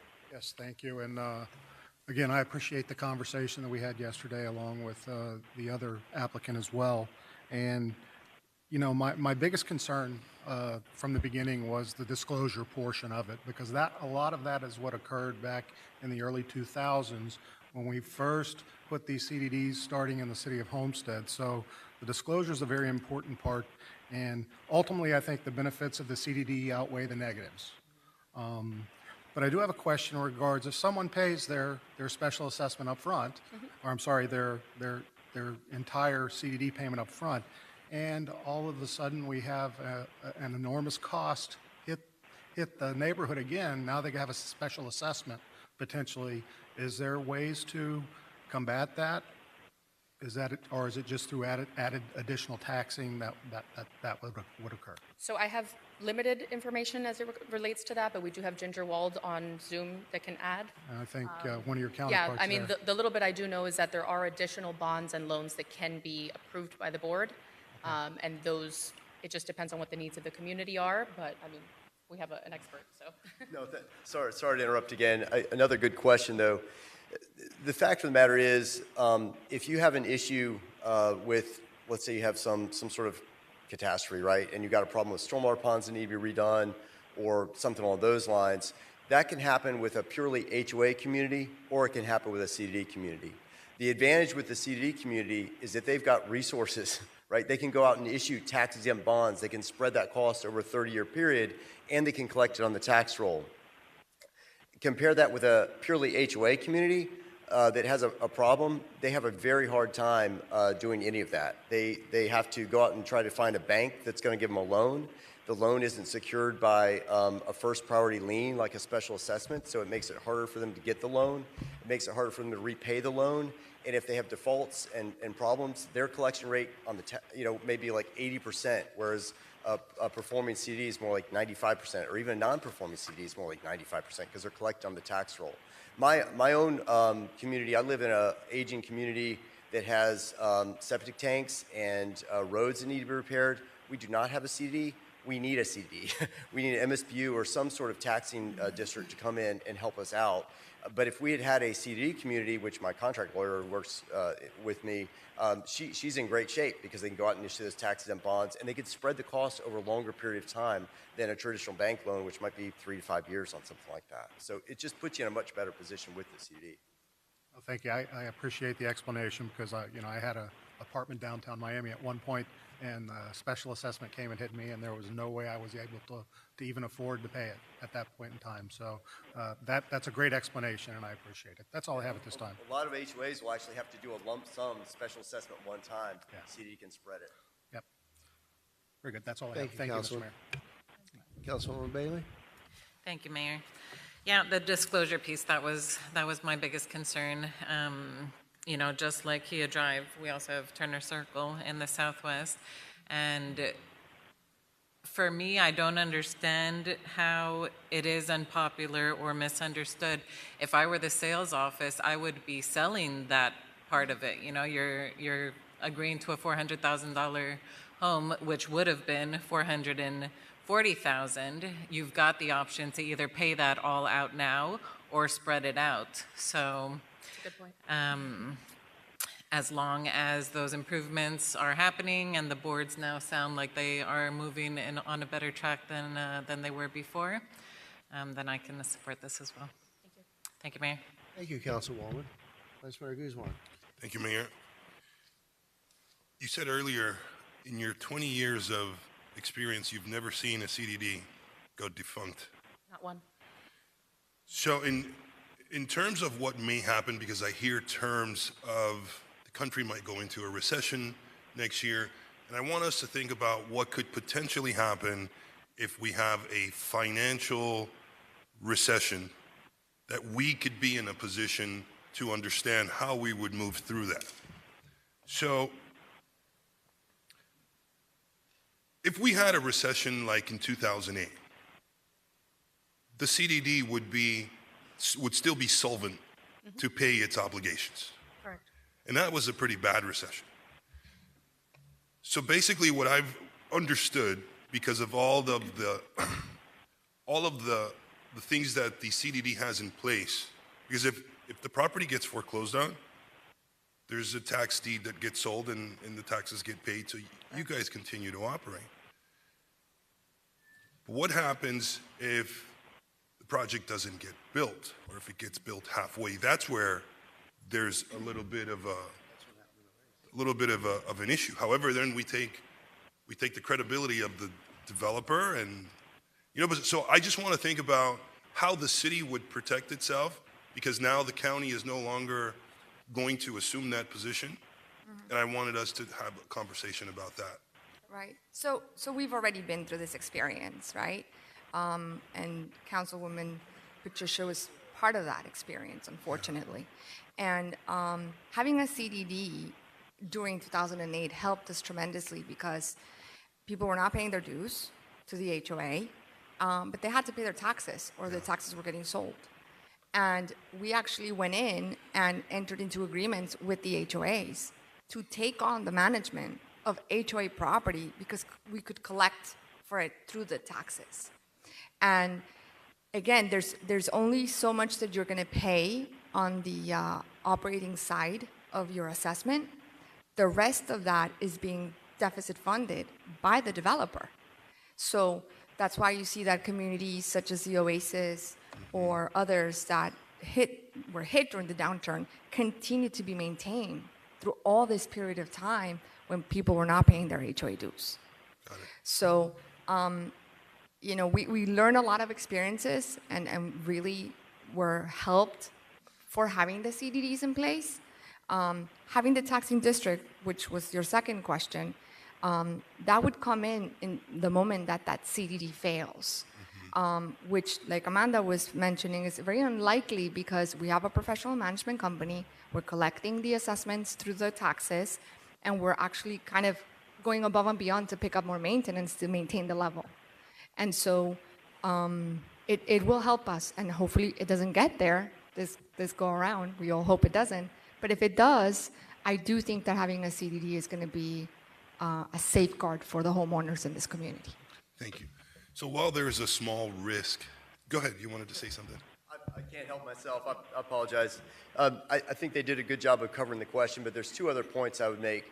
First off, obviously the ability to go on the tax roll is a powerful tool in terms of being able to respond and recover from a recessionary environment. But the CDD also has an additional advantage, which is that they've already issued bonds. So they may have bond money in their construction account, and there's also a special account called a reserve account that also has money set aside in it.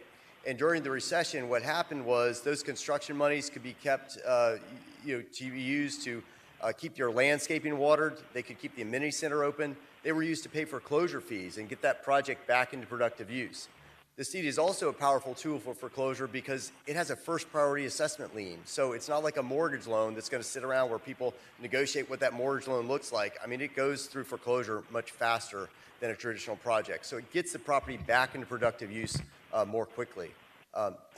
Who holds the funds? Is it the developer or is there a neutral third party? No, that's a great question. So it's actually held by a certified trustee bank. And one of the first things that we do when the CD is established is we go before a court and get the trustee validated, and they have to meet certain requirements. The funds can only be withdrawn through a special requisition process where the manager has to sign off on it, the chair has to sign off it, and a licensed engineer in Florida has to sign off it in order to just get the money out.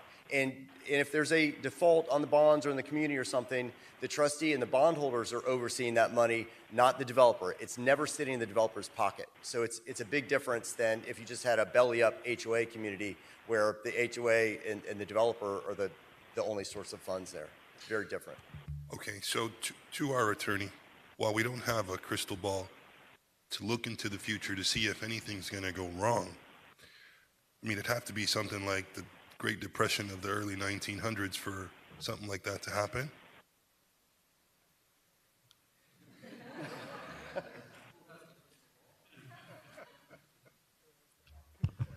Yes.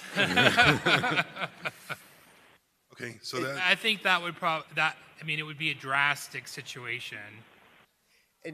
Yeah, and Vice Mayor, we've gone through this scenario, right? You've had the Great Recession, as our Lennar representative indicated, and those STDs that y'all are talking about. You know, I spoke with Nadine at the county about this very issue, and I said, have you ever heard of? And I've been doing this for over 15 years, and we represent almost a quarter of the CDDs in Florida. Have you ever heard of a CDD, having to activate an STD behind it? It's never happened. And the reason is because the CDD has the same authority that the STD has, the ability to go on the tax roll, except the CDD can do so much more, right? And there's bondholders and trustees and institutional investors that can take care of that. Now, compare that with a traditional HOA community, and what Nadine told me is that many of their county, the communities that are just in the county are just purely HOA, they have STDs behind them as well. And they're much more likely to fail and have to use that STD because the HOA doesn't have the authority to go on the tax roll. So you've got this issue regardless. If you're going to authorize a community to be developed, it can fail. It could be CDD or non-CDD, but you're going to be much more capable of recovery with the CDD in place. Mr. White, are communities allowed to have CDDs without an HOA, just strictly CDD? Because I always see them hand in hand, like they run together. For example, Oasis, let's say it just had a CDD and it didn't have an associate, an HOA. Well, you potentially could, yes, the HOA could take on that role, manage the O&M side of it. There are some CDDs which deal with just the infrastructure cost and don't deal with the O&M, and maybe there's an HOA that takes care of some of the maintenance issues. So there are various scenarios as to how the community is established and set up. So, for instance, Councilman Fairclough has a CDD, a master HOA, and then a sub-HOA. It's confusing. So it's multi-layered. Okay. So why wouldn't you just establish a CDD since you've got all of those authority, all of that power, executive It's power? a great question. The CDD has certain authority, but it does not have architectural control. So it can't tell you how to paint your house. Okay. So generally speaking, if you've got a CDD in place, you're going to have an HOA that might do some yard maintenance or take care of the homes. Thank you, sir. I appreciate your time. Thank you, Amanda. Okay. If there's nothing further, then I think I was in the middle of trying to close the public hearing portion. I think it's time for a motion on, we do a tab 14 first, the establishment of the CDD, and then followed by the special taxing district. Moved by Councilman Fletcher, second by Councilwoman Avila. Roll call, Madam Clerk, on tab 14. Councilman Fletcher? Yes. Councilwoman Faircloth Staggers? Councilwoman Bailey? Yes. Councilwoman Avila? Councilman Roth? No. Vice Mayor Guzman? Yes. Mayor Losner? Yes. The motion carries. Now, ask for a motion to approve tab 15, the establishment of the special taxing district. Moved by Councilman Fletcher, seconded by Councilwoman Avila. Roll call, Madam Clerk. Councilwoman Bailey? Councilwoman Avila? Councilwoman Faircloth Staggers? Yes. Councilman Roth? No. Councilman Fletcher? Yes. Vice Mayor Guzman? Yes. Mayor Losner? Yes. The motion carries. Thank you all. Hey, thank you all. All right. Same issue, different name, different location. Tabs 16 and 17 together? Yes, if that's your preference, Mayor. Yes. Okay. Tab 16 is a resolution of the City of Homestead, Florida, expressing support for the establishment of the Parker Point Community Development District, CDD, accurately encompassing approximately 41.81 acres, more or less, having external boundaries as depicted and legally described in Exhibit A, approving such action by Miami-Dade County Board of Commissioners, providing for transmittal by the city clerk, providing for the adoption of representations, and providing for an effective date. The companion item, tab 17, is a resolution of the City of Homestead, Florida, supporting the creation of the Parker Point Multipurpose Special Taxing District, accurately encompassing approximately 41.81 acres, more or less, having external boundaries as depicted and legally described in Exhibit A, authorizing the city manager to enter into an interlocal agreement between Miami-Dade County and the city for the creation and immediate transfer of the STD to the city upon creation pursuant to Section 18-3.1 of the County Code of Ordinances, providing for transmittal by the city clerk and providing for an effective date. Thank you, Mr. Pearl. Does the staff report on these items differ materially than your previous staff report? With the exception of the project name, they are identical. Thank you. And location and Right. project specifics. Okay, appreciate that report. So, Vice Mayor? Given the fact that they are identical other than the name, I'm going to motion to approve this item. Thank you, Vice Mayor. Do we have a second? We have a second from Councilman Fletcher. And as long as they all the way came all the way down here, let's have a presentation by the representatives of these two items. I think they brought down their PowerPoint as well. Welcome. Thank you very much. And frankly, given they are very similar, the projects are similar, I don't know if you all want me to run through the presentation or not. I thought Amanda did a great job of covering a lot of the pros and cons of CDDs and what you'll get out of it. This particular project is already approved, just like Key Lake was. It's off Maury Drive. The only maybe differences is we have about 99 single-family units, and the balance are townhomes. But we've got about 25% more units and also a larger project. So we're doing stormwater ponds and utilities. The roads are public. Landscape, hardscape is all public. We have a few turn lanes. About $12 million improvement plan. But all the things that Amanda said about the Key Lake project are true here as well. I would also add too that the CDs also, and we just went through Hurricane Ian. CDs also get FEMA funding and have statewide mutual aid assurance. That's a huge deal right now.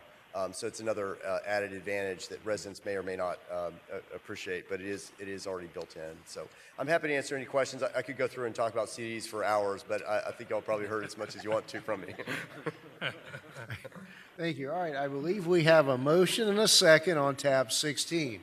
Is there any public comment? No. We're closing the public hearing. Let's have a roll call vote on tab 16, Madam Clerk, for the Parker Point CDD.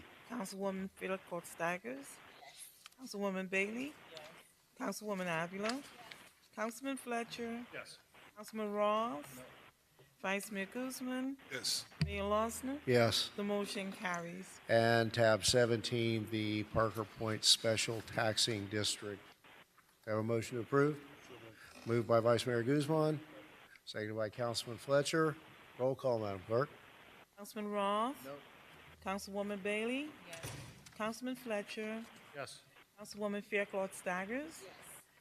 Councilwoman Avila. Vice Mayor Guzman. Yes. Mayor Losner. Yes. The motion carries. Thank you all for coming down tonight. Moving right along, Councilwoman Avila, do I get any brownie points for making no STD jokes? See? All right.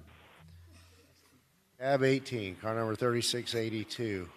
Mr. Pearl? Yes, Mr. Mayor. Tab 18 is a resolution of the City Council of the City of Homestead, Florida, authorizing the award of a contract to Florida International University Herbert Wertheim College of Medicine for breast cancer screening services for the City of Homestead pursuant to request for proposal number 2022-5 in an amount not to exceed $500,000, providing for implementation and providing for an effective date. Thank Mr. you. Mayor, Mr. Mr. Vice Mayor, Yes. council members, and members of the City of Homestead government, my name is Lorraine Nowak.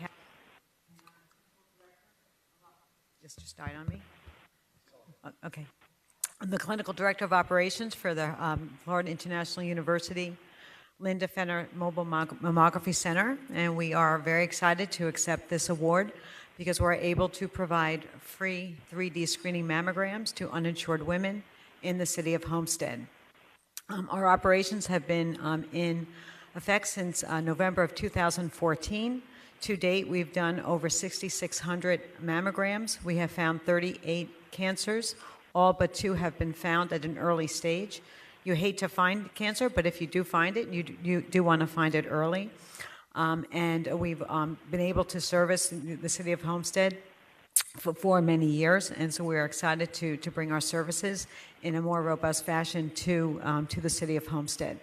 In addition to our mobile mammography bus, we have, which makes our program very unique, is that we have a certified breast navigator that navigates the women who have an inconclusive result for diagnostic testing. And in addition to that, once they have the diagnostic testing, if it feels that it could be cancer and it needs additional testing, our navigator will navigate all of these women for care for cancer treatment, as well as will provide them support through survivorship. So I'm not sure if there are any questions. I kind of did a quick review, but I'm not sure if there's any questions about our program. Let us get the staff report on the record, and then we'll go to council questions and comments. Okay. Thank you. Mr. Manager. Thank you, Mayor.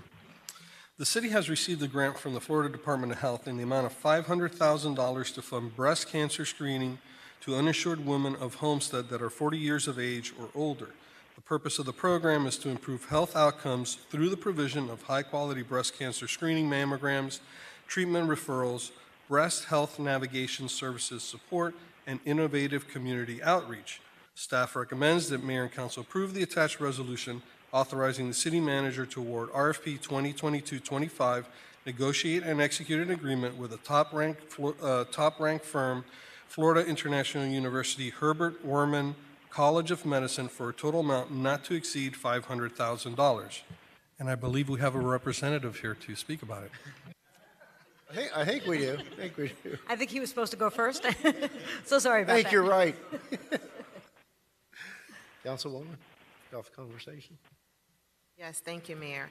And thank you so much for being here tonight and for your longstanding support in the city of Homestead. We have partnered on several occasions to offer breast cancer screenings in this community. And in fact, some women had reached out to me and said, well, they found something, what next? So that what next is something that has been of concern for me.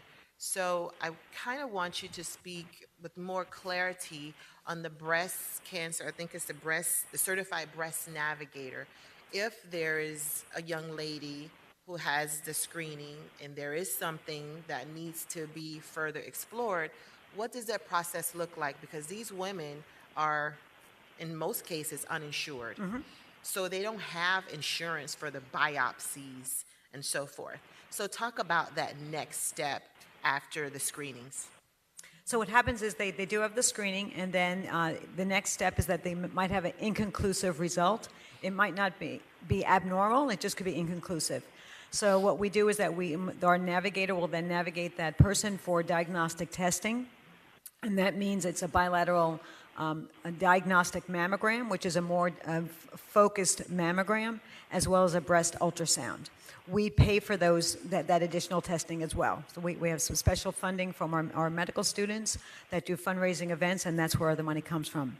If then the result comes back and it could be a cancer, then most of the time our breast navigator will navigate that woman to Jackson Memorial Hospital, to the Taylor Breast Cancer Institute, and she will follow them and help them for the financial assessment, and she will navigate them every step of the way. And if they need a biopsy, if that is the case, then they would also, if they need breast conference. She is bilingual in Spanish, so most of our patients do speak Spanish. We also have Creole-speaking members of our staff.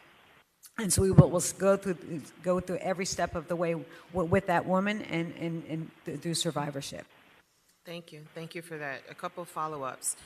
I want to make sure that we are not supplanting resources. And I say that because I know you're providing this service already. So for this particular allotment, is this going to be specifically for Homestead residents? Because in here I saw Miami-Dade County. I want to make sure this is for the city of Homestead. So it is for the city of Homestead, but we are also servicing other parts of the county as well. But for this, is it for the city of Homestead? I know you partner with other agencies throughout Miami-Dade County, which is amazing. But for this $500,000 agreement, will it be for the city of Homestead exclusively? Yeah. So this is my colleague Jim Keith. So what the The numbers are that we plan to do 67 mammograms quarterly, and that's 268 annually. And so that was what was part of the agreement. Okay. And all of those 268 have to have a zip code affiliated with Homestead, Florida. So Very that's good. all But- dedicated to the city of Homestead. But let's jump in here and talk about the zip code issue that hit us with COVID and crime statistics. A primary zip code for Homestead covers areas that are not the city of Homestead. So we're going to need to coordinate with you how to identify what is a city of Homestead address other than just by zip code. Mayor, we'll work within the scope of what you believe is the city of Homestead and those respective zip codes. And look, most newscasters and a lot of other folks and journalists do not understand that distinction. We get lumped into everything bad a long way from here by virtue of zip code and what the post office designation is. So, very good point, Councilwoman. Let's be very, very careful and targeted there. Absolutely. And I know there's a greater need, but we've worked really hard to get this funding. So we want to make sure that women in our community are benefiting from this. Yeah, and we plan to work with the city and have different types of events and coordinate that together. So absolutely.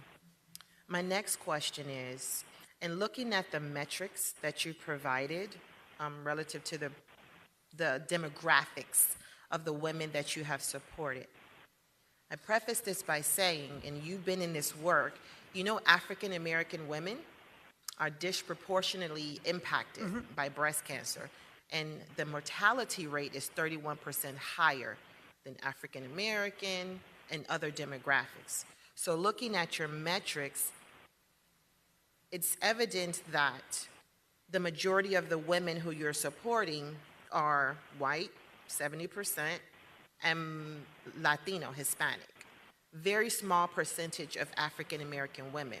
So what would be your approach to increase the amount of African American women that you're servicing, considering our mortality rate is higher and our diagnostic rate is higher?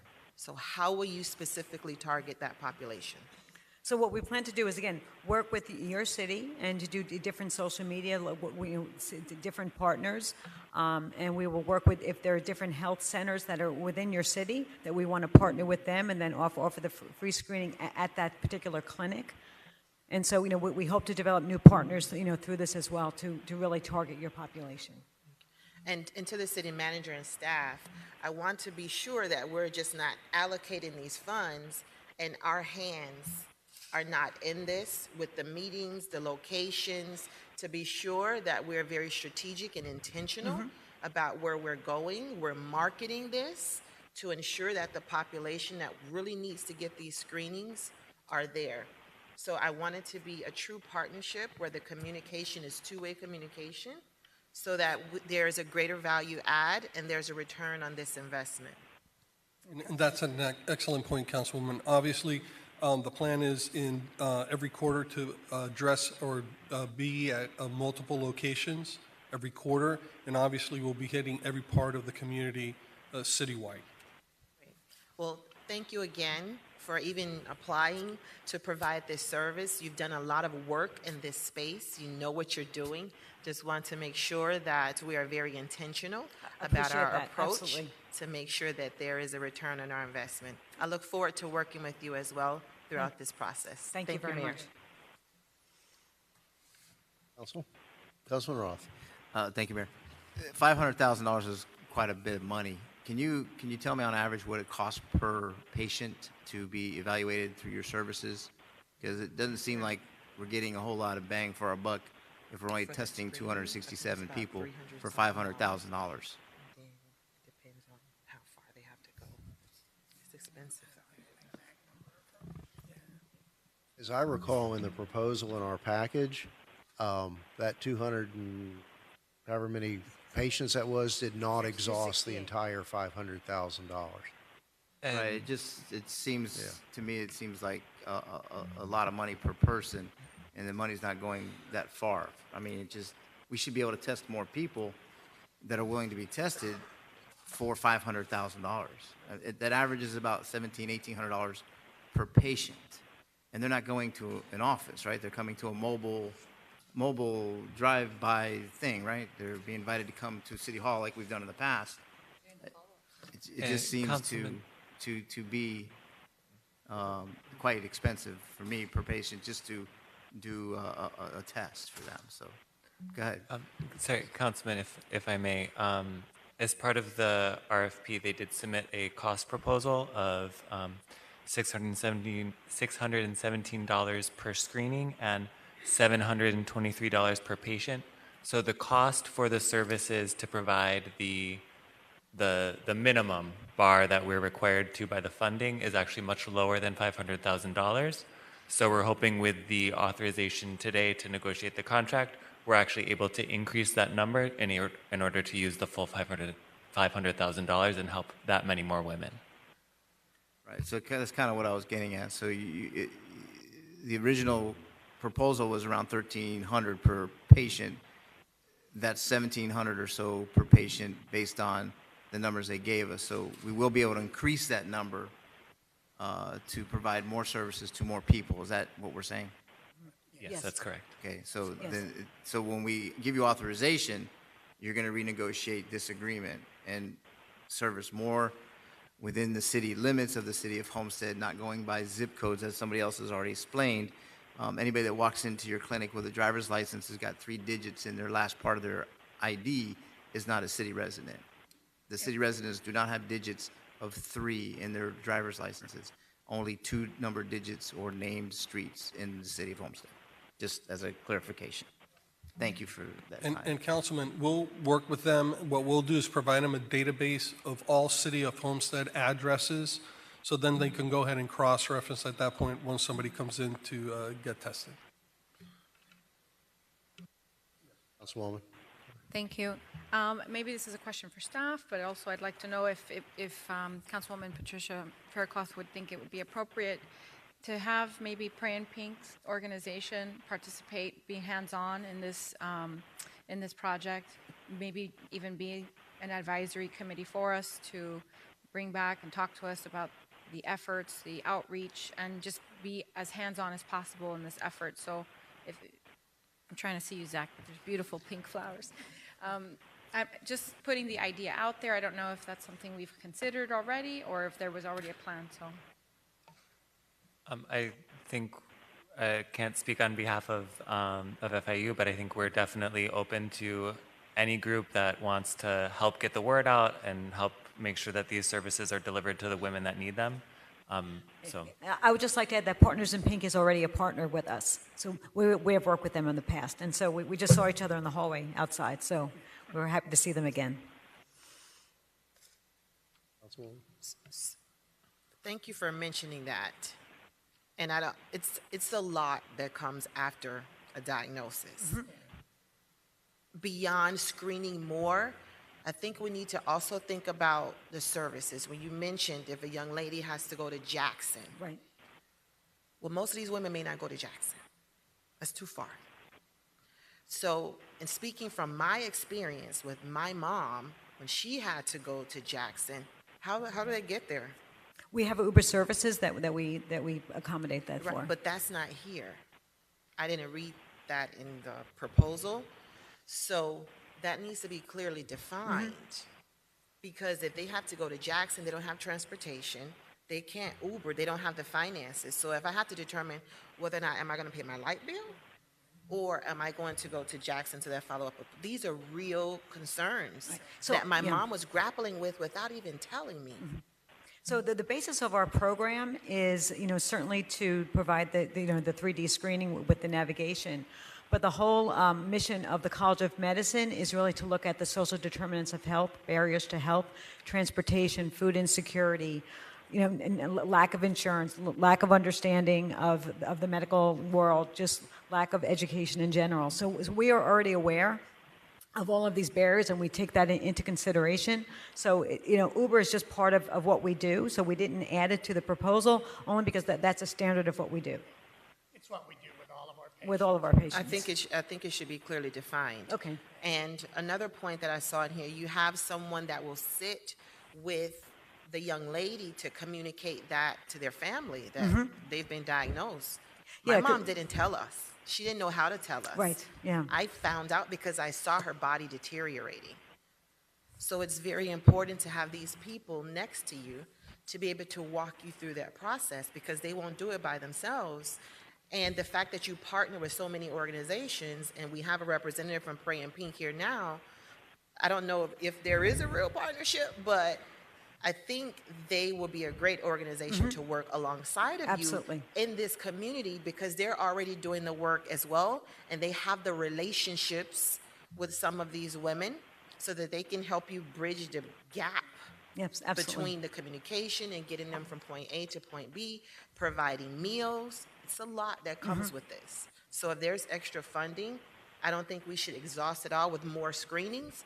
But for those women who get that call and say there's something there, there's a lot more that comes after that. Yes, that's very true. Because breast cancer does not affect the woman, it affects everyone in their life. Absolutely. Councilwoman Bailey. Thank you, Mayor. There's such a huge potential here to make an enormous difference, and I can speak more to my area, and just thinking of how do we reach those that aren't on social media or aren't at some big event that that they can't get to. So definitely to partner with a lot of our grassroots organizations, obviously Praying Pink, to coordinate with the churches in the Southwest, just making some flyers when you're having events, and helping to coordinate that, even the transportation to your events. That I see that is going to make the biggest difference. Whatever I can do to help coordinate, I would love to see quite a few events throughout the Southwest. Obviously, I'm sure everybody would like to go to our FICA Williams Center and our other community centers. I think that's a great location also to have information. So just really don't miss that opportunity to talk to some of these organizations that really know the ways to get to these women that it'll make the most difference for. Absolutely, because you know the expertise of your community, and we really want to rely on your expertise to help us to develop these deep partnerships. And when we develop a partnership, it's a partnership for a life per in perpetuity, and we would like to just keep going without this grant or not. We just feel that it's really, really important, because just to really provide the service to women who do not have insurance, who do not have the support, and that is our mission, to be able to do that. So we will work with faith-based organizations, if in any migrant community, if that's part of the zip code, any homeless shelters, whatever is, we are there to go wherever we need to be. And Councilwoman, something important to bring up is we're doing the work in partnership with you. We will be working hand in hand with the city manager's office, and you will be getting that vote on, hey, these are the targeted populations and the targeted people that we want to really take advantage of this opportunity. So we will be working with them, and they will be driving a lot of that information to us, ideally, so that we can make sure that that's money well spent. I appreciate that. I see it a lot with hosting events. It's not usual that you get the right person out there that needs to hear that right now. So having those flyers or information posted where it is most likely to be seen will make a big difference. Sure. Thanks, Mayor. Thank you, Councilwoman. Sure. Thank you. I have so much faith in FIU and in the Linda Ferner program. I know that you're going to do what you're saying you're going to do. I have faith in that. But I trust Praying Pink. I trust the ladies that are running that organization. And with this rollout, it being the first time we're getting it, I want to empower you and and I'm hearing that you need to work with the city, you need to work with our organizations, and so I want to include whatever motion we pass. I want it to be inclusive of requiring Pray in Pink, as long as they are willing and able to. I want them to be in those phone calls, those conferences, those meetings, the planning. I want that to be a requirement of this motion being passed. And it's only to empower you to be even more 100%. successful in this endeavor. Oh, that'll be helpful for us. 'Cause, So it's going to like you allow said, for it is- accountability, and that way, you know what? When we want an update, we can call our girls. You know, I know Jerry will keep us filled in. I won't have to call I'll them. keep you He'll informed, be man. giving- Absolutely. We're going Right. to use every single resource we can, and obviously, yeah, we're going to use them as well, so. Absolutely. Thank you.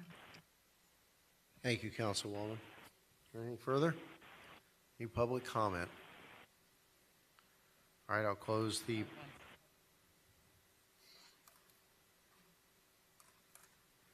Aye. My name is Marion Sneed. I live at 3370 Northeast 14th Drive, Homestead, Florida.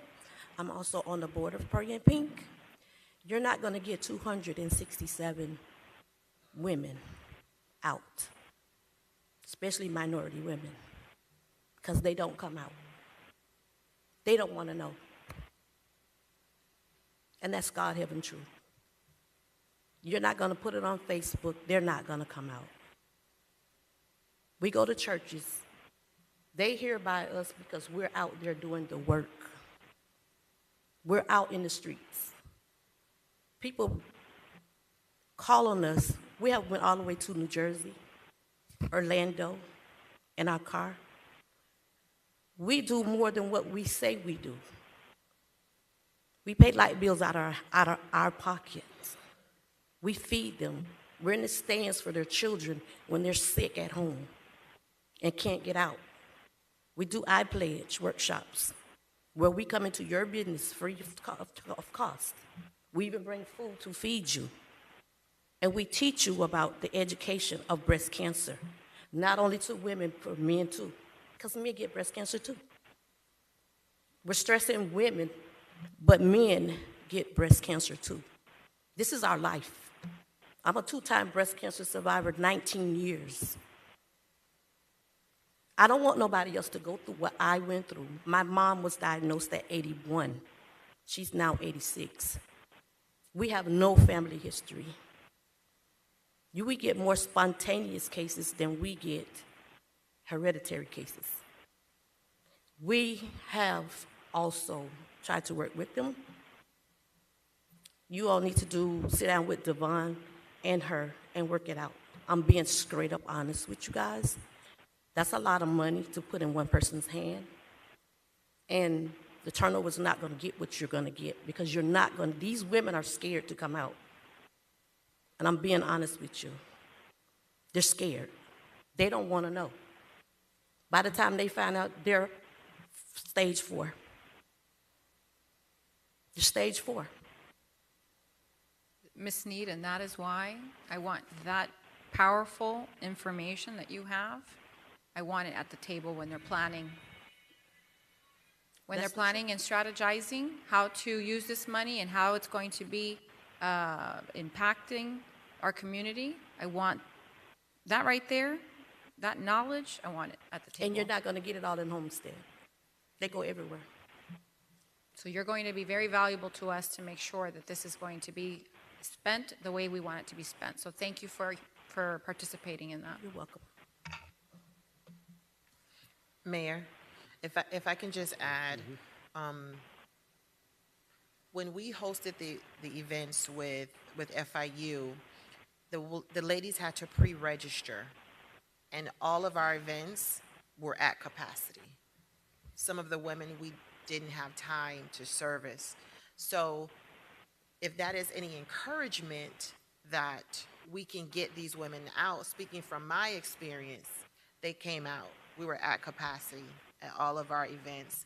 And working together, I am encouraged that we'll be able to utilize those funds to get that testing, working with the churches. It's not going to be easy, but it's going to be worth it, and we're going to commit to doing that work together. We really feel our success is a collaboration with our partners and with the different resources that are available. We've done this for all these years, and we appreciate that that's what it takes. I have one final question for staff. My next question is, they're beautiful, but they're in the way. So do we have a timeline to be able to spend these funds?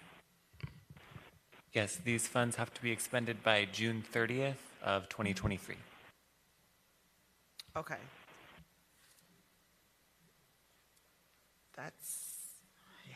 So We're going to have to hit the ground running. Right. So we may have to really talk about increasing services as opposed to more screenings. What if we don't get to those screenings? Then we need to talk about that next piece, the services. So this is going to be a work in progress here. And I think we need to have like a ongoing progress monitoring to see where we are. 2 months from now, where are we? 4 months, where are we? So that we can determine what our next steps are to ensure that we exhaust these funds to be able to make an impact in our community. Thank you. Okay, so do we have a motion on this item? Moved by Councilwoman Fairclough Staggers. Second by Councilwoman Bailey. For clarification, does your motion include the request by Councilwoman Avila to work with City and Pink? I would support that motion. Okay, so I just wanted to clarify that that was intended to be included in your motion. All right, is there any final comments from council? Let's have a roll call, Madam Clerk. Councilwoman Fairclough Staggers, Yes. Councilwoman Bailey, Councilman Ross, Yes.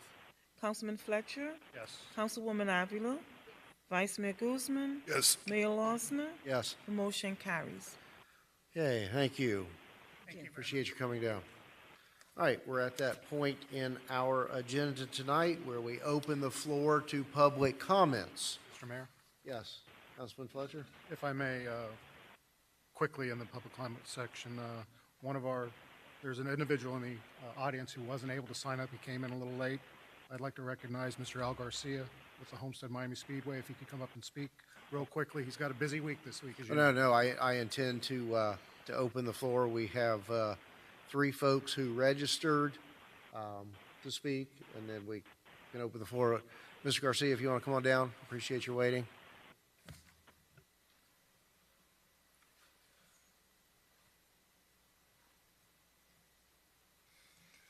Mr. Mayor, honorable members of the Homestead City Council, my name's Al Garcia.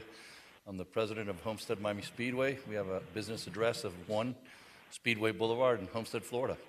And thank you for the opportunity to come up and address the council. Big weekend, and we're very, very excited to welcome NASCAR back into town. And we're deep in the playoffs where we should be. So this race is the equivalent of an NFC or an AFC championship game.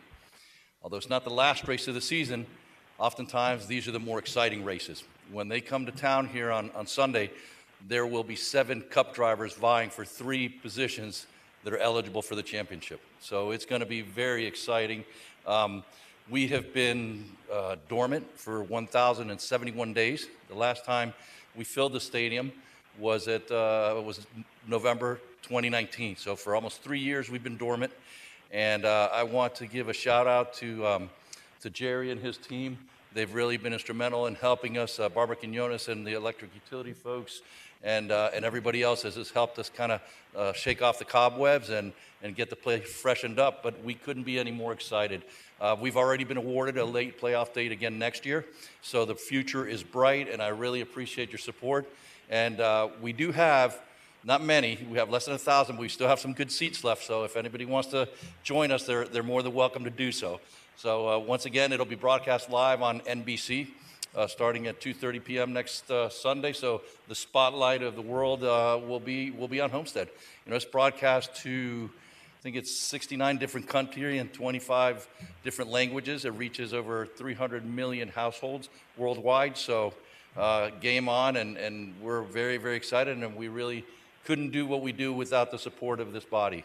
And we're your partners in this venture, and we really appreciate the support. So thank you all, and we'll see you at the races. Thank you. Hang on. So that means how many folks, mostly from out of town, in the stands?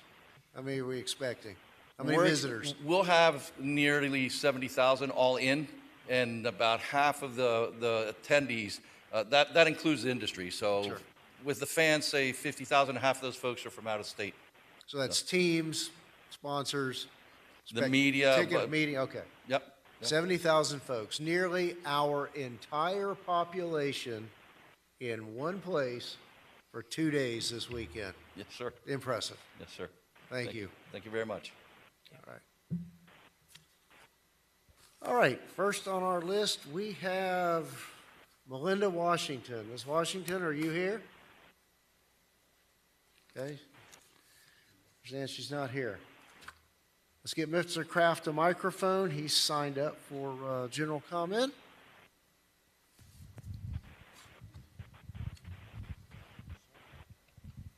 Thanks. I have two items. One, I'm happy to see that we received the $800,000 for the initiative, and I trust that the Homestead Police will do a phenomenal job. We don't give them enough credit for their magnificent work. They always go above and beyond. That being said, let me move on to item number two. Item number two is the very famous lot on the corner of Campbell and US 1, my favorite subject. What are we doing there? I saw the offers, the proposals, the comments from the consultant firm. I think it's lack of everything you can imagine, right? There's two shoeboxes holding 400 units in each. If that's converted into cars, it's 1,200 cars. And if you have a shopping part too, we add 300 cars. That's 1,500 cars on the corner of Campbell and US 1. Where will they park? What about making a parking house on the other side of Flagner and have a pedestrian bridge across there? That's one solution. We want to make it a landmark. Shoeboxes are no landmarks. They are tall buildings. Up in Miami Beach, they have a vision for making a community center that's going to be talk of the town in Florida, in the U.S. They already granted $150 million to do so. They made a referendum. Down here by us, we go back and forth, back and forth, back and forth. Nothing comes out of it. We gave them a very weak idea about what we want. We said we want something. We want something in brick and mortar. We would also like a shopping center, a little convention center, perhaps a rooftop or a restaurant. That's very weak. That's just something, we want to do something in order to do something, right? Then we went to Jerry and said, Jerry, go ahead and fix this for us because you do it for us, right? Then Jerry came to you guys and said, I need help. I need help with this. You gave him a consultant firm and some lawyers. And now we are here after spending almost a year because we have been able to give them guidance, right? And now we have the magnificent people here to see what they have to say. I think it's about time we find a special counsel for this and we move forward with it in a direction so we can have something magnificent and landmark, not shoeboxes. Thank you. 3 minutes. Thank you. Appreciate it. Sit tight, and you may get the answer to some of your questions tonight. All right. Speaking of which, the next speaker registered tonight is Albert Milo. Mr. Milo.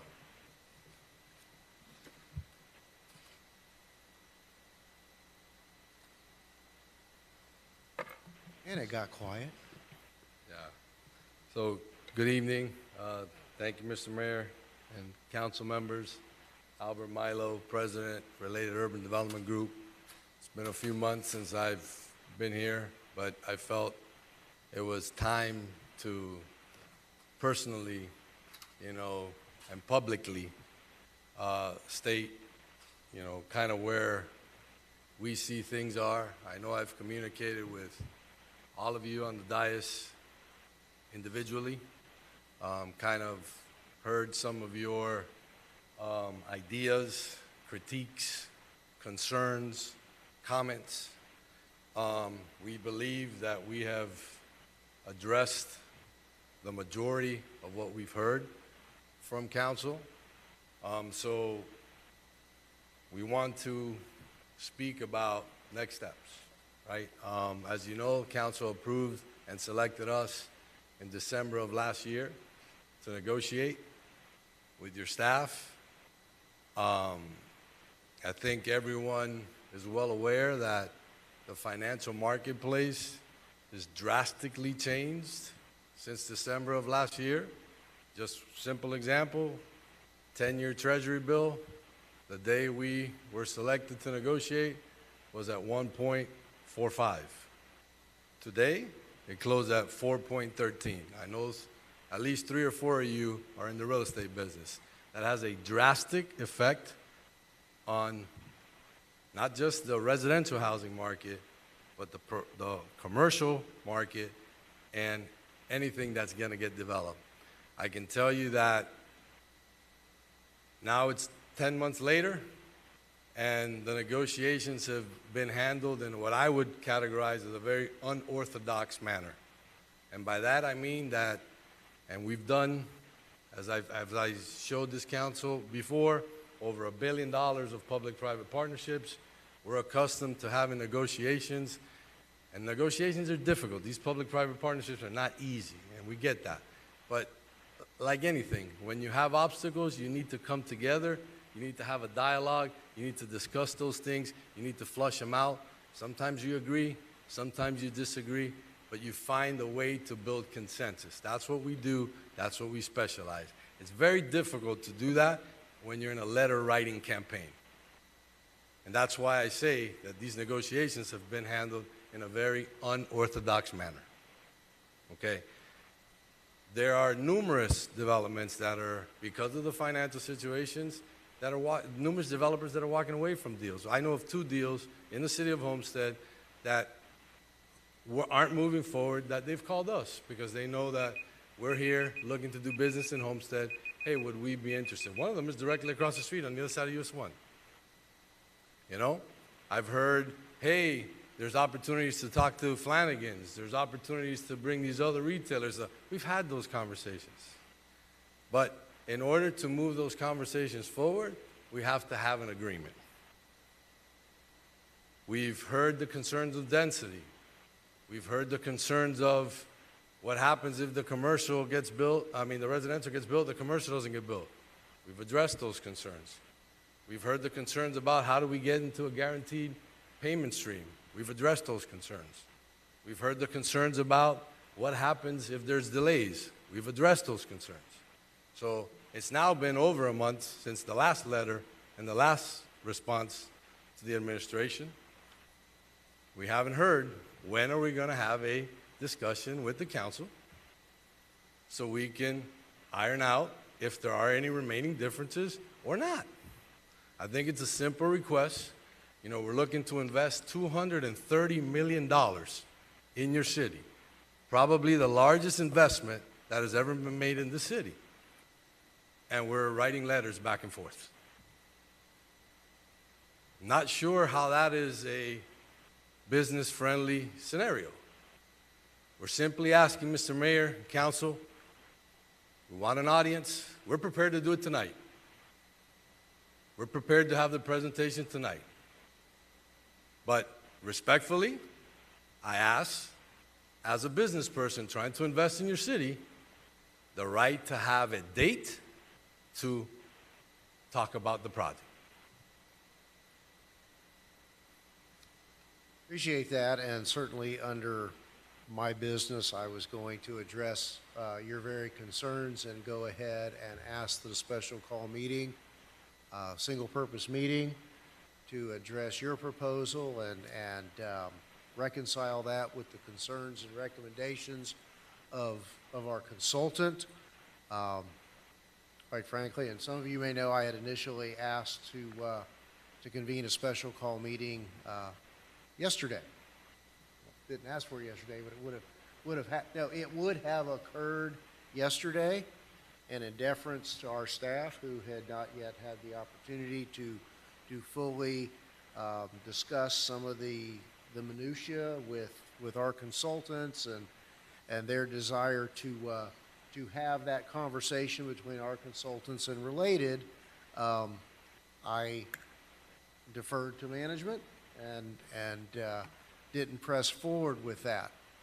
Based upon my conversation with our manager this afternoon, it is his anticipation that those conversations, those three-party conversations, will be held next week.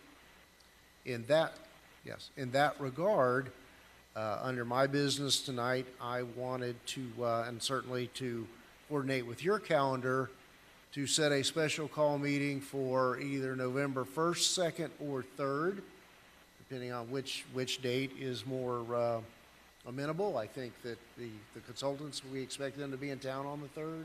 That is correct, Mayor, and I would definitely like them to be here physically to go ahead and update council as to their opinions of the analysis they've done from the last proposal from Related. Okay, and that gives, what's today? That gives almost 2 weeks for any final back and forth. And I had spoken to Mr. Milo. Clarification? Right. No, I'm sorry. Yeah, I had spoken to Mr. Milo on Friday last week, if I'm not mistaken. And so the plan, hopefully, is to schedule a time sometime next week. We would have preferred face-to-face with the consultants, but we're going to do it virtually. So the consultants, Related, and staff, just to get clarification on some of the points in their proposal. And I agree with you. I think we've gotten to the point that, you know, we need to fish or cut bait here, right? We've gone round and round. You all know the consultants' concerns, staff's concerns. I mean, we've been very transparent about that since the beginning of this whole process. But I agree. I think we need to bring this to a point. Either we want to move forward with Related with the proposal they're submitting at this time, or look at other options.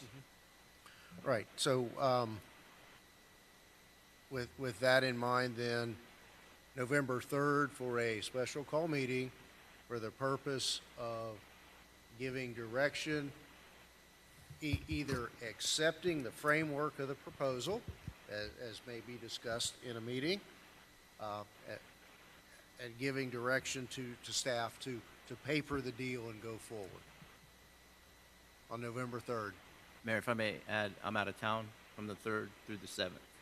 So I won't be present, and I want to be present, so we need to reschedule that. So we said November 1st, 2nd, and 3rd.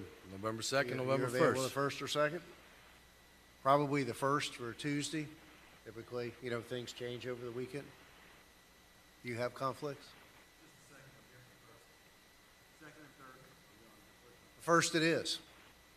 Right, so the only thing I ask, Mr. Mayor, is we set the date today on November 1st. If I'm hearing the manager correctly, he's requesting a conversation between us, staff, and your consultants, which to date has never happened. And I want on the record that we will have that conversation sometime next week. So there aren't any other impediments to then have to reschedule this next meeting that we're setting today for November 1st. That's all I ask. I think it's a fair request. Given that the analysis of your last proposal by our consultants is 2 pages, I don't think it's going to be a long or complex conversation. And in light of that, I'm prepared to go forward on the 1st with or without that 3-party meeting between you staff and our consultants as a run-up to this. So, Madam Clerk, if you will notice a special call meeting for 6 o'clock on Tuesday, November 1st, and ensure that we have a quorum. I'm hearing that, Lord Yes, willing, Mr. Mayor. all of us will be here in person for that discussion at 6 o'clock. One favor, and I don't think we have seen these particular renderings in the past. You have not. This is And- a sneak okay. preview. All right. Do And I the- don't think anyone knew that I was going to show up No, today, but I no. felt it was appropriate. Okay, appreciate it. And these renderings reflect the site plan that accompanies the last proposal? That is correct. Are you able to leave these with us so that we can review them more closely? I'm not. I'm able to stay here till midnight if you guys want, and I'll gladly walk each and every one of you through them. I would but personally I like you don't- to take a closer look. Right, no problem. I will stick around. I will see you through the end of the meeting, and I will walk you all through. Or sometime whatever between questions. now and November 1st. No Let's put it- problem. Let's put it that way. No problem. All right. Well, thank you. Yes. All right. So Very November good. 1st, 6 o'clock. November 1st, 6 o'clock, right Thank here. you. I appreciate it. Very good. All right, let's do this. Is there anyone else wishing to speak who did not register to make a public comment? Dr. McDonough?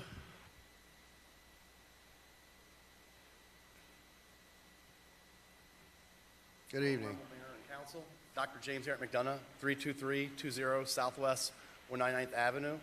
I'm here tonight. I want to bring something to your attention. Maybe some of you have heard this. The morale in the police department is at the bottom of the barrel. It continues to sink lower and lower as the good officers in the rank and file see those in the friends and family plan get advancements, get special treatment, get special favors. It's also come to my attention, it's possibly a rumor, that Chief Roll might be leaving at the end of the year, beginning of the year. If that happens, I would strongly advise y'all to search for an outside chief of police from someplace else. The problems and the corruption that stem and run throughout the police department cannot be corrected by anybody who is currently in the police department. So I would just like to bring that to everybody's attention. Hopefully Chief Roll will be gone, and that will help raise the morale some, but I really think y'all need to get an outside chief of police when the chief of police is replaced, and that way the police department can grow and get out under the cloud of corruption that it's been under for years. Thank you. Have a great evening. Thank you, appreciate it. All right, is that it for public comment? All right, I'll close that portion of the agenda, and now's the time of evening we need to move to extend this meeting for an additional time frame till 9:30. Gives us an hour. Moved by the Vice Mayor, seconded by Councilwoman Fairclough Staggers. All in favor? And would anyone object to a 5-minute recess as we move to a more laid-back portion of the agenda? 5 minutes, guys. Thank you. We are at tab 19, car number 3700, billboard and off-premise signs. We have a report presentation from the city attorneys. Yes, Mr. Mayor. So this is a follow-up from a discussion that we had at a prior council meeting where we were directed to look into see what was available, what parameters we could work within in order to establish an off-premises advertising within the city as it's currently prohibited. In the intervening time, we have multi-layers of regulation from the state to Miami-Dade County. We do think there is a path to creating a program within the city if that is the will of the council. There are state regulations, FDOT regulations that would govern the corridor along the highway within their areas of control. The county has also adopted regulations, some of which we can opt out of, some of which we will be married to. In defining the scope of what you would like to see in the, for us to bring back to you.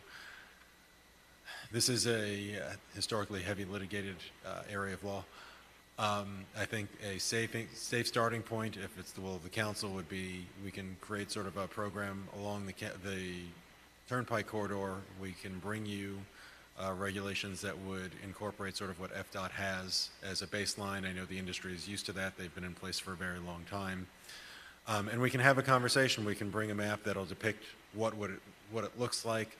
Under both sets of regulations, we'd be limited to the implementation of this in commercial and industrial zoning areas. So this wouldn't proliferate to residential neighborhoods. But what I'm really looking for is direction. Yes, this is within the realm of possible. Is this something that you want to move forward? And if you could sort of give me a little insight into whether you think the Turnpike would be a good corridor, would be a good place to start, or if you have ideas about elsewhere, I'd appreciate some direction. Very good, thank you. I think Councilwoman Avila, you were taking the lead on this. You want to start off the conversation? Thank you. Thank you, Mayor. I appreciate your recommendations and I accept them. Okay. I think that it's reassuring to me that we're able to get with the times and not be in fear of heavy litigation as much as we were initially concerned about. I know that we have to be careful and we have to go step by step and be strategic on how we roll out our policy, but I definitely want to make sure that we explore ways to monetize this for us so that we can have some non-tax assessment revenues in our coffers as it relates to this. If it's possible, great. If not, I can still see value in coming up with, agreements where we can utilize the billboards to promote community events, emergency notifications. So I'll rest with that. Thank you. Thank you, Councilwoman. Councilman Fletcher. Yes, thank you. And again, thank you for that information as well, Matt. We had that discussion last week. The important thing here is not to reinvent the wheel. I think let's go with, if we're going to move forward, let's take the baby steps and go with what the county's provided us, what the state's provided us, and we do this in steps. Again, I think the Turnpike corridor especially, that's the easiest one to address immediately. And then as we move forward into different areas or, arenas of the city, we can start, having those discussions at that time and having those debates. So thank you for the information again, and I look forward to supporting moving in these baby steps like we're talking about. Thank you, Councilman. Any further? Vice Mayor? Okay. Yeah, and certainly, I think this is really where the conversation started, or where the inquiry started, was within the Turnpike corridor, which I think again, we don't have to reinvent the wheel. There are codes and processes in place. With respect, I think, all of the issues and safeguards that we all want to see. So I think consensus here is to bring that piece forward, bring that map forward. Let's see what it looks like, what the highest intensity of signs would be under the current DOT, Sure. FDOT, Turnpike Authority regulations. Is that a fair assessment, Council? Okay, we'll bring that back to you. That Thank was you. way too easy. I'm sure we'll have a much more in-depth conversation the next time around when you see what it actually looks like. Absolutely. All right, anything Thank you. further? No, No Mayor. executive sessions? Nothing at this time. Thank you, sir. Very good, thank you. All right, Councilwoman Faircloth Staggers, you're first on the mayor and council list tonight. Wow, I haven't been first in a long time. So from September 15th through October 15th is Hispanic Heritage Month, and whoa, we had a great time of celebrating that in this city. Thank you to our CRA and Homestead Main Street. I had an amazing time there. I believe that was my first city event with Kaylin, and she's attended some council events, but that was her first city event, and she danced salsa with Kamitra out there. It was the cutest thing. It was amazing, well organized, well attended. I had an amazing time. So thank you so much for all that you did to put that on. Additionally, it's race weekend in Homestead, and I'm definitely looking forward to that with Kaylin as well. But I'm more excited that there will be about 100 students in our community who wouldn't necessarily have access to the races, and they will be attending the races this weekend. And it's thank you to the Speedway, George, and his team, who's helping to ensure that underprivileged children in our community are attending the races. So thank you so much for that. Really excited to be out there and support them at the races. Also, Michelle, I know you're doing some research on a potential project in the city, what we can call probably Midtown Homestead. I've been spending some time in Midtown, speaking with some of the representatives, and I would like more information about the feasibility of this. Can you just speak about that if you're able to? So there's two projects that you may be referring to. One is what I've mistakenly called Midtown Homestead, which is actually a client of Mr. Arza's across from the hospital. And that would be an application put forth by Mr. Arza and his team for potential code amendments, comp plan amendments, site plan, tentative plat, et cetera. There are two mixed-use districts currently in the code. One is specific to the downtown corridor for properties land use as downtown mixed use, and the other is for properties adjacent to major transportation corridors like US 1 or Campbell. That's called neighborhood mixed use. Last year, you all approved a rezoning and a comp plan amendment for the property just south of where the rodeo's held, the old YMCA site, where you rezoned and reland used those 16 acres to neighborhood mixed use. And so I've had some conversations with Mr. Arza and their team about potentially taking the NMU district and the NMU land use category and modifying that in a way that could meet the applicant's intent and the city's intent. The other option would be to create new categories, but that's a much longer process to create a new zoning district and a new land use category. God bless you, and work with DEO on those agency reviews, which we're currently working on with the Southwest, and we've run into some roadblocks. So there's that, and then there's also looking at the Campbell corridor as a whole, and maybe doing some type of visioning plan for the newly defined downtown that we all talked about several months ago, or the corridor itself, or other corridors of the city. So I'm not sure which one you're referring to, but. I'm referring to the property that's owned currently by Homestead Hospital. Okay, so across from the hospital, that's Mr. Arza's client. Right. So that's what I'm referring to.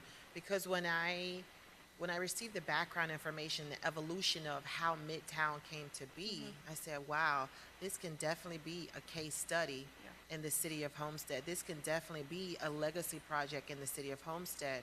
When the mayor brought forth his State of the City address, it was very promising. And Homestead can be that destination. And I keep thinking of ways, how can we create that destination in Homestead, throughout Homestead? And I think we have something good here, but there is currently no mechanism for them to even start the process. Is that correct? No, I don't agree. They can absolutely, Mr. Arza and I spoke briefly a couple weeks ago about putting forward applications to amend the existing categories that we have in place.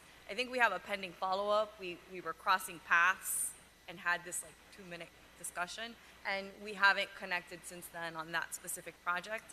But we have a 3-hour meeting tomorrow on another project, and so I'm sure we'll connect shortly on the Midtown Homestead project Okay, as well. and then I would like to follow up with you on that. This is a project that could potentially be in my district, and I definitely want to see it through. It can definitely be a legacy project. So I want to have some follow-up conversations with you, because this is potentially a priority.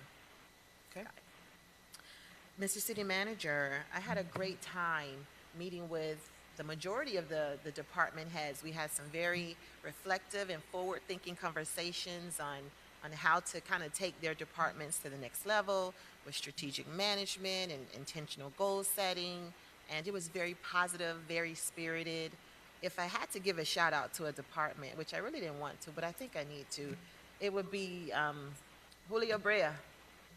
You and your team, some of his team members, they were off. They came in that day, and the hospitality was just top tier, very passionate conversations. They rolled out the red carpet for me when I went there. Didn't expect it, didn't need it, but they did. And all the department heads I met with, they were just so open, so happy. I have a couple more to meet with, but very positive conversations. And I look forward to where these departments are going to go. It's only up from here. So thank you so much for coordinating that. You, Vivian, Zach, all of you. It was just incredible. Probably should have done it a long time ago, but I'm glad I did it now. And finally, thank you all for wearing pink tonight, for representing for breast cancer awareness. I love the solidarity and the unity, and you look amazing, all of you in your pink. So thank you so much for that, and with that, I'll rest, Mayor. Thank you, Councilwoman. Councilwoman Bailey. Thank you, Mayor. I also had a wonderful time at Fiesta USA, so thank you to RCRA and Main Street for putting on another one. I have missed it the last couple years, so thank you, thank you. We have our next free community CPR class. It will be at Roby George this time, Sunday, November 13th. So if you know of anybody or are interested in attending, you can attend the class for free or pay the small amount. I think it's somewhere between $20 or $30 if you need the official card. So please reach out to Jasmine Day at jday@cityofhomestead.com or call 305-224-4454. So the item on my agenda is somebody reached out to me from the 200 Club, which I had never heard of before. Apparently, this is an organization that is very hush-hush about what they do, but they help any police officer or fire EMS worker that loses their life in the line of duty. They help their family members, children once they reach 18. So they are reaching out to different cities and municipalities asking if we would all contribute as a city $1,000. Their funds they've been spending a lot more lately due to COVID-related deaths. So the person that reached out was Anna Hockhammer, which most of you know is one of our councilwomen at the village of Pinecrest. So far, Pinecrest, North Bay Village, Coral Gables, the Latin Builders have all donated $1,000, and it is currently on the agenda for 2 other cities. So I would love to hear any comments if anybody has heard of the club. I know that staff was able to vet them, but they don't go out there taking pictures or announcing what they do. But if you would all like to make this donation along with me, I would appreciate it. Thank you, Mayor. Thank you. Councilman Fletcher? Mr. Mayor, yes, and I appreciate the councilwoman bringing this forward. Very correct that this organization doesn't talk a whole lot about what it does. I'm a member of the 200 Club. I have been for almost 20 years. And it's an outstanding organization that was started in the late 1960s by, many of you may know him, Ralph Rennick, who was a leading news anchor here in Miami. Through him and Don No, they created the 200 Club. And initially it was based off of the 100 Club of the city of Chicago, where 100 members of the community got together, put some funds together to help support law enforcement personnel who were killed in the line of duty.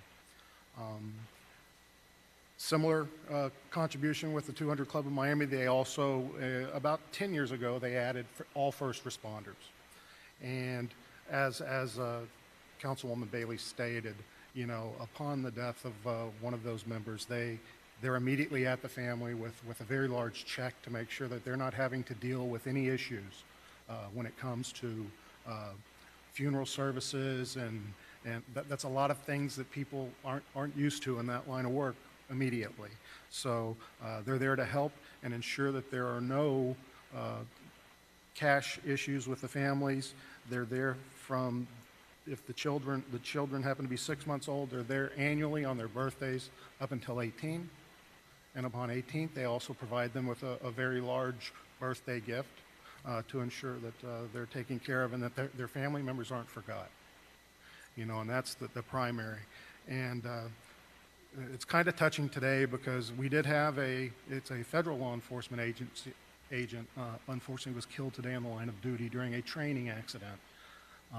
And since he's in Miami-Dade County, the 200 Club is going to be there for him, along with those individuals that are out there with the COVID issues that continue to drain the funds. I can tell you we had well over $1 million in reserves up to a couple years ago, and that's quickly draining.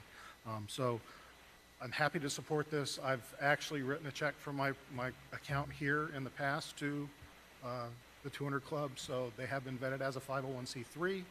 I would ask that some of our community partners also maybe look at providing a donation to this organization. It's truly an honor to be a member, and to maintain that low-key narrative is just wonderful, but they're always there to help out. So I will also be doing a separate donation from this, but I would be glad to chip in with this as well. Thank you, Mr. Mayor. So to clarify, they provide this assistance to those in Miami-Dade County. Greater Miami is Miami-Dade County. Okay. All right. So are they looking for $1,000 in total or $7,000? The ask was for 1,000, but I was wanting to donate extra from my account as well. So I would say if we can do 1,000 on our own together, 1,000 together, and then anything else that you would like to do, I think that would be great. Any objections to that allocation? Okay, very good. Thank you. All right, we'll all individually make that happen. Anything further? That is all. Thank you. Very good. Councilman Roth, your turn. Thank you, Mayor. I have one in here to talk about, but I want to just ask a couple of questions from staff. Some emails we've been sending back and forth with Miami-Dade County in reference to the traffic light on Campbell and Flagler Avenue. Julio, I know we've talked back and forth a few times, and I'm very disappointed in the fact that we have not heard back from the county in reference to the number of accidents that have been occurring at that location. And I know one of the pictures I sent you of one of the accidents was actually a baby in a car carrying seat that was hit by another vehicle over there. So the importance of the county responding to the needs of the city of Homestead is imperative.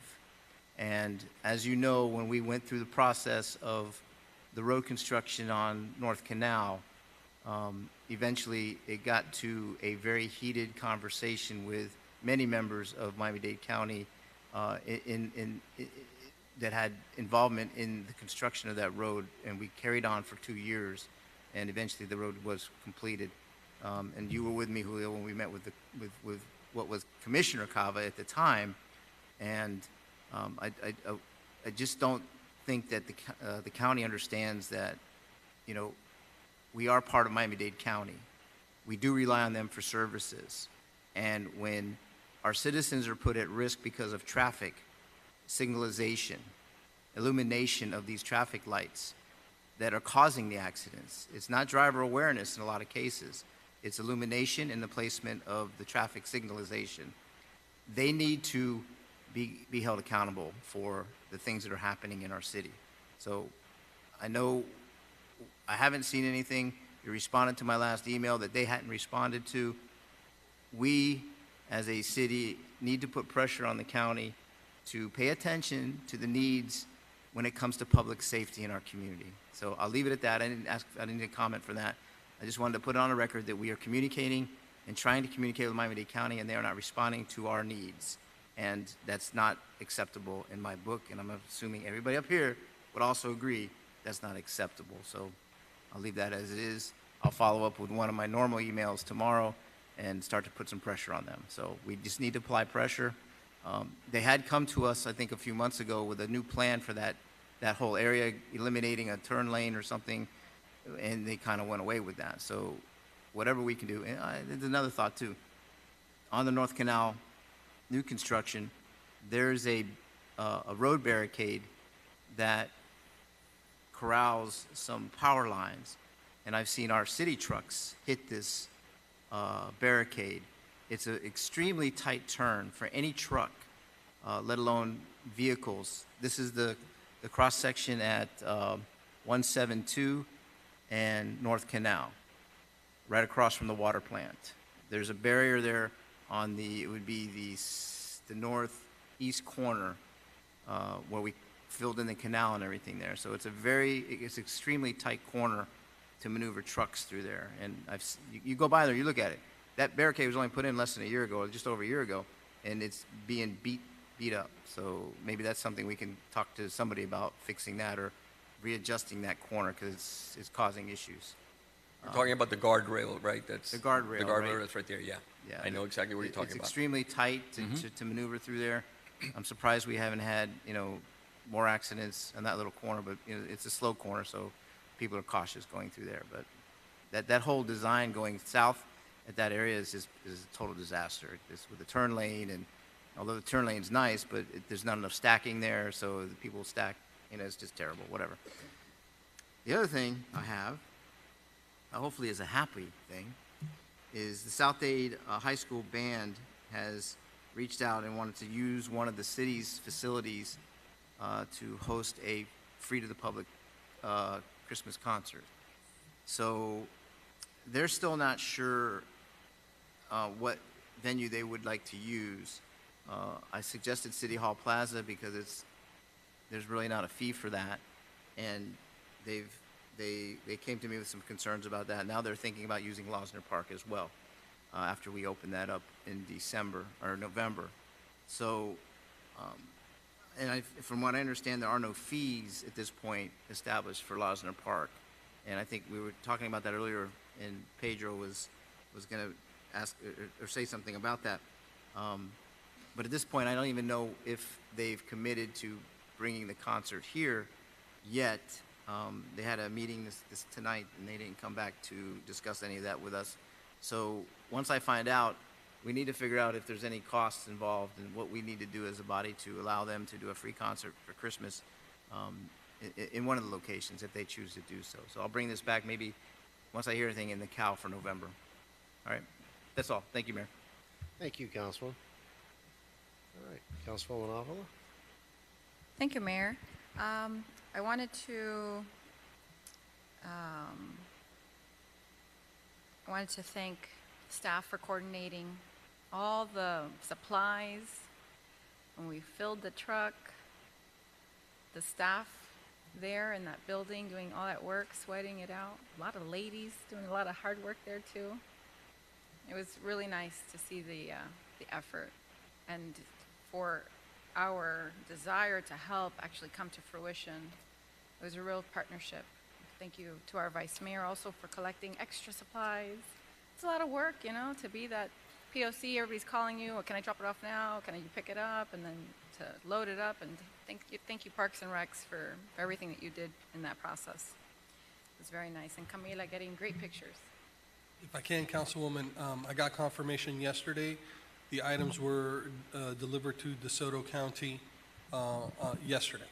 Okay, so, and in terms of the monies, we literally spent every single cent. We went over by 3 cents. I don't know how they did that at the BJ's, but by 3 cents we went over, and somebody pitched in the 3 cents. So, and to your point, tremendous call out to Malia and her staff at procurement, as well as folks from QRT and other departments that volunteered their time to come out and actually do that work. Nobody realized it was going to take that long. Literally, they were out there until 9 o'clock at night, no lunch break, nobody had brought lunch or anything, but they knew the importance of the work they were doing and how it was going to impact the lives of those people over there on the West Coast, our fellow Floridians. There you go, that was tough. And it's important to them, and it's important to us, and it was a great thing that you all did as well. Donating $10,000 from the city, it's going to make a difference in those people's lives. Fantastic. I wanted to also thank our staff and CRA and everyone who was involved in putting together the Fiesta event. I've been to the Fiesta events many times before. This year, unfortunately, I could not be there. Being Hispanic, I was like, how am I not at the Hispanic event? But my mother just recently moved down from Boston, and in her elderly age, and she is disabled. I'm helping her unpack. And every weekend that I have 5 hours of time, I can go over and clean and unpack and organize for her. And, with today's presentation, it's a reminder of how blessed I am to have my mom around. So please forgive me for my absence, but that is my reason. It's very valuable time I'm spending with her. I want to thank the Losner family for their donation. $100,000, like that just came and went. We motioned, approved it, and barely said thank you. So that's a lot of money. And I know that your family has donated way more than that over the years and generations. So thank you very much. Well, in all fairness and candor, that is something my father put in place many years ago. We weren't necessarily aware of it at the time he did it. It's something he did. He felt it was important. After, I guess he was able to see the demolition ceremony for Losner Park, and it's something he felt he needed to do. And, as I've said, in our family, we kind of view that as an honor to my great-grandparents. I know it's, kind of dedicated to the family and the name and the 100 years of, thus far, being in the community, but, he viewed that as something to continue to enhance and honor his grandparents who brought it all here 100 years ago. Thank you. It's a beautiful testament to his character, and it's a beautiful legacy, and I'm very happy for you and your family. I want to share with you all that at the Board of County Commissions meeting, Waterstone Pebblebrook community was successful in obtaining the property, the parcel that was very contested as to, are they going to have to pay for it, or are they going to not be able to get it at all? Are they going to build public housing on it? They were able to get it turned over to them for $10. Don't tell anybody. But I was very happy to be there. $10. So they're going to have it. It has to become a park. So very happy for Waterstone and for Pebblebrook, and thank you for my colleagues for being in unanimous support of that item. And I specifically want to thank Commissioner Cohen-Higgins for sponsoring the resolution, and the rest of the BCC for passing that. And happy NASCAR races, happy Halloween. For Parks and Recs, I do have a request. Can you please get with Louis for the Veterans Day Parade and handle the stage? I know that there were some permit requests and all kinds of things, being requested of him to get the stage. All these years, he's never had to do that. Now he's got to do it. I'm sure it has to do with the type of stage, but we have a stage. Let's make sure that it's offered to him. If I have to sponsor the stage, I'm happy to sponsor it. But let's just make sure that he gets what he needs and he has access to being able to use the stage and have the presentation without the extra headaches. He does that on a volunteer basis. This is not somebody getting paid or making any money off this Veterans Day Parade. It's truly a community service project, so please, let's hold their hand and get it done if we can. For my fellow council ladies, the soccer goals that came up for discussion for sponsorship, I did get confirmation that Kiwanis of Homestead will pay $500 towards that, so if we want to split the rest, I'm happy to do that. That'll give Homestead Middle School some new soccer goals. And Councilwoman Faircloth, I want to thank you for your passion about the hospital corridor, or the project that you spoke about. Being your neighboring district, this is very important to me. I did have probably a 2-hour conversation with Development Services and the attorneys about how do we do this. There's so many layers to this onion that we have to figure out how do we peel it back to make it happen. And my intent was to schedule a sunshine meeting with you so we can discuss it after they came back with more research. So thank you so much for bringing it up, for vocalizing your goals about it, and I hope that you're okay with me requesting the meeting to have further visioning discussions on it. And the FDOT light, Councilman Roth, that you mentioned, that light is on the corner of this property. And so I agree with you 100% that we need to get the county to give us the information that we ask for whenever we're asking for it. But I believe that it was put on hold until we can get this through, but this is taking forever. So, I mean, do we want them to proceed with cutting out that traffic light on Campbell Drive and, what is it, First Avenue? First, in my understanding, Councilwoman, they were supposed to meet with each of you individually. Who's they? FDOT. No, I think that they're waiting for us to say that, let's proceed with it, but does it make sense for them to invest that money into eliminating a turning lane if this project is about to go through? I mean, that was 6 months ago, so here we are still with nothing. So I understand it. Their solution in response to someone's complaint to the county was to eliminate the left-hand turn from the westbound lane, which would be very detrimental to any project on the City Hall site. Agreed, and that's why it was my recommendation to FDOT to wait it out and see what this was going to come to fruition. But if there are real traffic issues.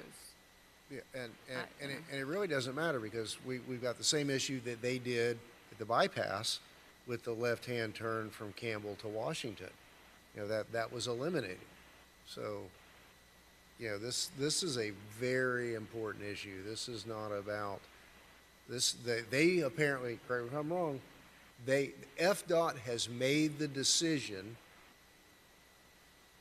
that left-hand turn, the southbound turn from westbound Campbell, will be closed, which will provide no access on the west side of this parcel. Based on the Coming from that conversation way. I had with the representative from FDOT, that it was at our discretion. And Councilwoman, you are correct. What they're looking from council is to approve a resolution in support of closing off the left-hand turn. Why would we do that? Safety and You traffic. wouldn't, right? And that's why I was saying that our understanding last time we spoke to FDOT, they were going to meet with each of you individually to go ahead and speak about that to see if you were in support of it or But not. Does that then kick it back into the county bureaucracy for synchronizing and adjusting the traffic lights that are? So the Campbell Drive is under the FDOT jurisdiction. So they, at the end of the day, have the final say on what is and is not safe. So this was based on their analysis, this recommendation of the left turn. But as far as signalization and timing, that is a county issue, and Julio can speak more to that. Yeah, Zach is correct. Basically, the operation of the signals themselves is a county jurisdiction item. FDOT, since they have jurisdiction of that roadway, they're the ones that are looking at how they can make the operation work better. And their solution that they came up with is, in my view, not a real solution, because really the problem is not with that left turn, it's with the type of equipment that they're using at those traffic signals. That's always been my position with the county. So, yes, FDOT is leaving it up to us whether we want to keep that left turn there or not. That was their recommendation based. They hired a consultant engineering firm to see what would fix the problem more on a permanent basis.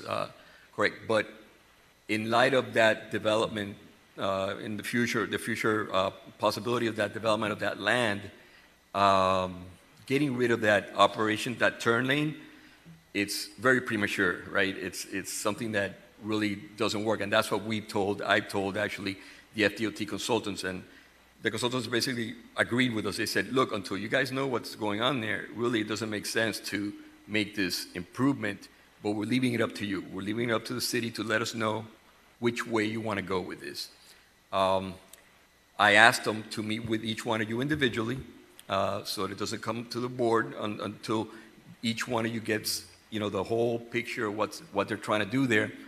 And they said that they would make those scheduling with each one of you. So that's basically where we're at when it comes to FDOT. But at the end of the day, if we say no to that turn signal, then the problem is still there. So it's really then up to the county, not FDOT, to come up with a solution as to how the signals will be adjusted to make them work. And Can I we have my be own any more ideas. clear then, if we put an item on our November 1st special call agenda, a resolution in opposition to the closure of the left-hand turn, and send it to FDOT?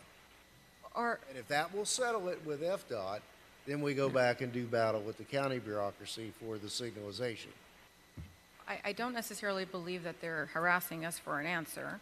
So my position is why don't we just kind of wait and see how maybe we can reallocate those dollars to maybe improving the intersection as a whole once we know what we're doing with the What dollars? You have some we don't know about? FDOT dollars that they were planning to utilize to close off the intersection to begin with. Because they've already said, we've got the money, we're planning to do it, just tell us go. And I'm It's a saying, simple median, a curb. Yeah, exactly what they're doing is closing it. That's nothing. It's nothing major. It's nothing. But with that being said, they can't come here unless we put it on the agenda. And so, once again, to Julio's point, they're going to reach out to each of you and talk about it to see if you were in support of it. And from what I'm seeing here, there is no support. yeah, I definitely don't want to close off traffic leading to that street, but I am in agreement that if we're asking for data and information, that we should get it in a reasonable amount of time. And I know that that's not the work of our. Two different agencies. Yeah, the you said issue is that Miami-Dade County. FDOT and the county are they're doing two different things. I know, I agree, I understand. His point is that he's asked, that we've been asking Miami-Dade County for information on the traffic accidents that were there. So I understand the separation from FDOT and Miami-Dade County. We need to still put pressure to get that information regardless of us wanting to close the intersection or not, and still be able to make decisions about the signalization. So we're gonna just leave it on hold, right? I just wanna Yes, make sure ma'am. we're all on the same page. It will not come before you. It will not come before you, right? The FDOT can't just throw it on the agenda. With that being said, I know Julio has escalated the request with the county, correct? Yes, we have. And I think, in this case, the county was kind of waiting for FDOT to see what they were going to do because in their eyes, FDOT has a solution, we're done. But, we told them very specifically what FDOT has proposed is not going to work. So they were now seeing that. So, but yeah, for, the last couple of times, they've been like basically saying, yeah, there's a solution out there. Maybe they hadn't seen it yet, but they knew that FDOT was working on a solution that would solve the problem in their eyes. Okay, very good. And my last item is that as I was driving towards Dayland South Station to go to BCC, I saw these signs that said $1,000 reward for reporting a dumper. What do you call them? Illegal dumping. Do we have those kinds of signs? Are we paying Well, $1,000 for rewards? Because, I'll make some phone calls. Well, that is one of the items we're talking about, creating a bounty program to go ahead and put that out there, right? We to don't have our anything residents- like that right A now, bounty right? program like that right now, no. We are working with Matt and Weiss-Serota in increasing the fines when we catch someone illegally dumping.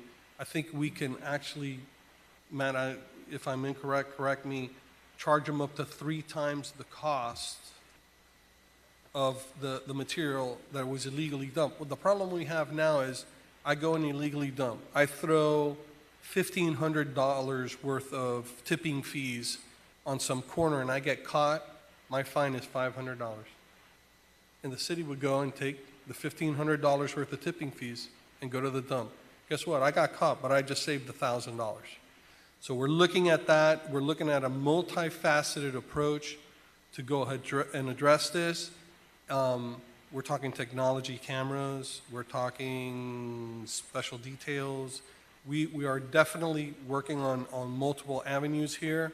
And once we finally finalize everything, I definitely want to do a report to all of you to let you know what we're actually doing out there. And I just want to caution, we don't have to reinvent the wheel if, all these years that have gone by with this trash problem and we don't even have the simplest of parallels with our county on these types of solutions. So just taking a look at what do they have and can we do it too? And let's just start there and then we can really go bigger and beyond, And you are correct, and that's actually what we're doing. We are seeing what they're doing. But realize this, the county is experiencing the exact same thing we are. The illegal dumping is out of control, especially in the Redlands. If I'm not mistaken, I think in the News Leader, maybe a month, 6 weeks ago, there was a big article about what the county is trying to do in the Redlands to address it. What's happening is the tipping fees for these landscapers, and I don't want to single them out only, but has dramatically increased at the local dumps. So they could literally save thousands of dollars by illegally dumping the stuff as opposed to taking it to the dump like they're supposed to. So there's a big incentive for them to go ahead and do this. That's why we have to create a big disincentive for them that it's going to cost them so much. And I'm talking taking possession of their vehicle, hitting them 3 times the cost of the illegal dumping, felony charge. So when the message gets out, you might want to go dump in the Redlands, but you don't want to come dump in Homestead, because if you come here, it's going to cost you so much, it could probably put you out of business. So when do you see that coming back? Because from the time that Vice Mayor had his town hall in the Northwest section to now, it's been several months. I'm not saying you're not doing anything, but can we right now make a motion and say, yes, do it? It's not money out of our pocket to say, start fining and seizing property. Well, let's get with Matt and we can design the program instead of, yes, go ahead, Matt. No. Ultimately, there could be a cost associated with it, which you may recover through court proceedings, but there's a process by which that Jerry referred to earlier, and it won't capture all of the illegal dumping, but when it reaches a certain size or scope by weight or cubic yard, then that actually becomes a third-degree felony. And there's a process once you hit a certain threshold whereby in civil court, you can pursue those actions. So there would be initial cost for this, the outlay for the litigation, but you're supposed to be able to recoup that, the cost of enforcement when that litigation is initiated. Historically, I would never initiate any lawsuit without coming to you, but what would happen is, in the event we have an instance where that were to arise, I could come back to you and ask if that was something that you wanted to pursue. So I'm talking Jerry through it. There are a few machinations that we're working through, but that's the basic framework. We have the first arrest. He was felony charged, so we need to get through the legal aspect, because I think this would be a perfect opportunity on social media to show what the repercussions are if you get caught doing this inside the city of Homestead.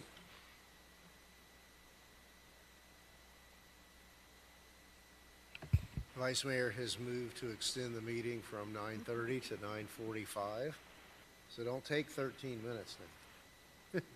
Second by Councilman Fletcher. All in favor? Any opposed? All right. Does that conclude your business? Okay, thank you. Vice Mayor.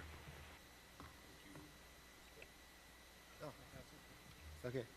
Well, go ahead, Councilman Fletcher. I'm going to take about 25 minutes tonight. So while we're on the subject of traffic lights and that venue, there was a change to the traffic pattern and installation of traffic lights that I was not aware of at the traffic calming circle on West Palm Drive, just south of Homestead High School, right in front of Venetia. It is absolutely the worst installation of a red light that could have ever happened. Is there some way we can have a discussion with whoever installed that to possibly look at having that removed, because it's a nightmare? Yeah, we'll find out who put it in. It's most likely the county. Yep. And we'll reach out to them as well. I mean, in terms of traffic patterns, light, frequency, things like that, they control all of that. That's totally out of our hands, but we'll definitely go ahead and reach out. I mean, because that was the reason they put in the traffic calming circle, at that time, was to control traffic. It's just something we need to look at. And then I see they've put in the base infrastructure for the lights at Maury and Farm Life, but no lights yet. But these other lights yet went up very quickly south of Homestead High School. So I had the opportunity driving around the city today as I was looking for blight and things of that nature, and as we move forward towards the NASCAR weekend, and I sat in a line of traffic for about 12 minutes before I could even make a right-hand turn onto Maori. So if we could find out what the schedule for the installation of that light is, that would be wonderful. Excuse me, Sean. Yes. I wanted to chime in while Absolutely. you got the traffic thing going on. Maybe we can find a solution for this week, because the traffic at that traffic circle with race traffic is going to be a nightmare if that light's functioning. So we need to get that thing disconnected or put somebody there to help I'm direct pretty traffic. sure we'll have somebody posted there. Yeah, in we that area. need to make We sure that typically do. that goes on. And something that happened many years ago with the development at the Keys Gate 770, we were given $500,000 to put a traffic light up at that intersection, so we need to start planning that. That's something that the county probably can't stop us from doing, because we're going to pay for it, because we were given the money by the developer. So we need to look at that one as well, because we're going to need some traffic control out there as these units come online. And we've reached out to them for a status on that as well. And Julio, how many weeks have been waiting now? At least a month. A month ago, we reached out to them to find out what the status of that light is, so. But we're paying for it, so it's not a cost to the county. It just needs to happen. I mean, the money's there, right? We received that money from a developer? Yes, we did. Okay, so again, the county is not responding to the needs of this city. To wait a month for something that we're paying for is not acceptable either. And Councilman, if I can, talking to our county commissioners, any word from any of you would go a long way to getting their attention and start leaning on the county staff to start moving on these items. That would definitely help us. No, thank you for the additional support there. The town looks great. I'm telling you, the entryways, we've done a good job. Let's make sure we're still out there taking a look. We have, a few more days before the races start, but we're off to a good start so far. And I appreciate the help of the entire team. Yeah, it's not our first rodeo, Councilman, and I'm sure Mr. Garcia would immediately call me if there was anything going on. He has my cell phone. Understood.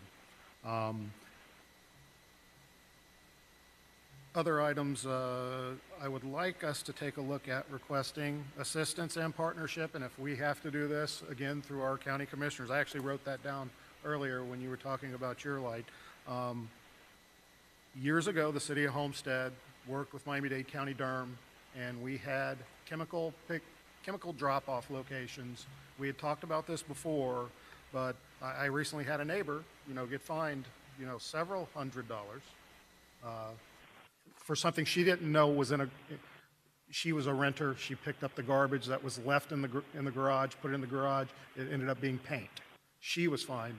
The homeowner was fined, but she got the mail. Here nor there, we have not had a drop-off type event in quite some time. And I can tell you, I probably have 30 gallons of paint in my garage that I'm never going to use, but I just can't just go dump it anywhere. So if we could work with the county on trying to schedule, we used to do those like once or twice a year with the county. I remember driving to the Circle and the old City Hall and doing it. So if we can take a look at that. Absolutely. And if you need our assistance to go back to the county and talk with them. We'll reach out, and if, Absolutely. like with the traffic lights, things like that, we're having an issue, I'll definitely let you know. And once again, I mean, any input from you all to one of our commissioners would go a long way to prompt me. Absolutely. And finally, I would just like to end that I was asked and very politely from our partner, the Speedway, to go and speak with them at the Board of County Commissioner meeting here on, was that Monday morning? Tuesday morning, excuse me, along with our mayor. They were requesting some assistance and some funding from the county to help offset some of their cost factors. And we went up and just, we're supporting the team. I thought it went very well. Our message was very well spoken. And again, I think we're going to see some folks from the county down here this weekend as well that we could entertain with some good discussion on these items as well as we're out there. But they were ultimately satisfied, and they ended up getting $1.6 million in funding from the county over the next 4 years to help offset some of those costs. And I feel very confident and comfortable that I had a small part in that. The mayor was very eloquent in what he said. And while we were also there, we ran into Councilwoman Avila, who was there supporting her item for the park purchase property. And I was thinking to myself, you know, we don't communicate to ourselves too often, because she asked me, she says, oh, do you come up here every month? And I'm like, yeah, no. So, you know, communicating when we have items that are going before the board, it's great to show presence. And Homestead had a pretty good presence there that day, and it was noted by the county commission. So thank the mayor and the councilwoman for being there. And again, we can all support one another when it comes to that. With that, you all have a wonderful evening and a great race weekend. And my time is now yours, Mr. Vice Mayor. Mayor, can I just add one more All right, thing? Mr. Vice. Can I just add one more thing to Fletcher's conversation? The road condition leading into the racetrack on 137 Avenue is atrocious, right? It's embarrassing that people drive up and down that road, especially when they're coming in from out of town. So I don't know what the schedule is for that part of it. Part of it got paved, but south of Campbell, all the way leading into the racetrack is, if you're on a motorcycle, you almost you could get very hurt out there. It's just terrible, that condition. So we need to put pressure on them again. This is a crown jewel of the city of Homestead, the Homestead Miami Speedway, when it comes to attracting people to the area, and they got to drive down that road to get to it. It's totally embarrassing. And one quick go back too. Also, 152 Avenue with the new pavement that is being laid there this week. It started on Monday, I believe. There was a lot of negative publicity inside of a lot of the Facebook, Nextdoor apps that I typically do not respond to, because for some reason my responses get deleted. So that's out there for those who may be moderating those. I do like to chime in every now and then and not have my messages deleted. However, there was a lot of negative communications that the city of Homestead should have this work done at night. You know, this is the city's fault. You know, and there's a lot of communications that sometimes we get as a city, and we don't pass those on to the community. Granted, we couldn't have that work performed at night. It's in a residential area, you know, but please keep an eye out for those social media, but let's find out where exactly that project stands, because I don't believe they're going to finish by Friday. I received a similar call, and they will be done before Friday. That's Okay. my understanding. And you're absolutely right, Councilman. We'll make sure that at least on social media, when we become aware about these type of projects, to let the residents know as well. Yeah, I have pages and pages of pictures I took of negative comments about the city of Homestead that I was going to go address personally with some of these folks, because I'm not going to do it on the network. So that's all. Thank you again, Mr. Mayor. Thank you. Vice Mayor. Thank you, Mayor. Mr. Manager, I wanted to ask, in efforts to find efficiencies with the special events permit and the 123 alcohol permit with development services, I think there's a few different departments. I wanted to see if we could look at Pinecrest's policy, because I've heard they've got a really quick and efficient policy, and I'd like staff to bring that back to us for a comparison to see if we can find some efficiencies in that process, because I know sometimes it gets lost in the shuffle, and or the people I've come in contact with have told me it's been kind of a daunting task, and it kind of cuts into the last minute to get up to the alcohol and tobacco office in Doral. So if we could just compare those two. Absolutely, Vice Mayor. I believe we have a contact at Pinecrest that can help us out with that. Second thing is, I really appreciated the email you sent us with the ongoing projects. You know, but when you go through that list, some of them have dates on them on when we should receive the information back, and some do not. And specifically the ones that we have been putting a lot of time and effort in, we're still not getting anything. Nothing has been presented to us. So the master plan, the Parks Master Plan, whenever that does come back, that one had November. I specifically want to see what we are intending to do with the James Archer Smith Park, since it's been having some issues lately with some residents there, Okay. some cars. I also want to get some specifics on the solid waste study. We've been waiting a long time. We're in phase 1. I think they're in phase 2. Correct. Can we put some specific dates on these items that were in that? With the Parks Master Plan, once again, we had a sit-down with their review. They took our comments, they're going back to finalize it, and then they're going to sit down with each of you individually to go over the results of that part of the master plan. And then there's probably going to be public meetings again, just to make sure that the public... I'm sorry, Zach corrected me. They're going to have a workshop with y'all. Okay? So everybody will be there at once. And so at that point, you're going to have the report as well as an opportunity to provide your comments and kind of, finalizing how the report's going to look and what's going to entail or not entail. All right? With the solid waste, we met with the consultant. They finished up the routing. We had some concerns about how they did the routing for the residential accounts. So they went back to go ahead and finalize that as well. That report includes how many vehicles. I could tell you right now, we're going to need 2 more vehicles for the routes, obviously staff for that as well. And then they're already working what is the commercial garbage as well as the bulky pickup, which is like the major portion. So we're going to have the routing stuff coming up fairly soon. And once they finish the bulky commercial, which includes the transfer station, that I know is very important to everyone here, then we'll bring that to you as well. I have a sad report, though. We were supposed to receive 3 vehicles now in November. Now we're down to 2. One is literally in the assembly line waiting for parts, and they don't know when they're going to get the parts.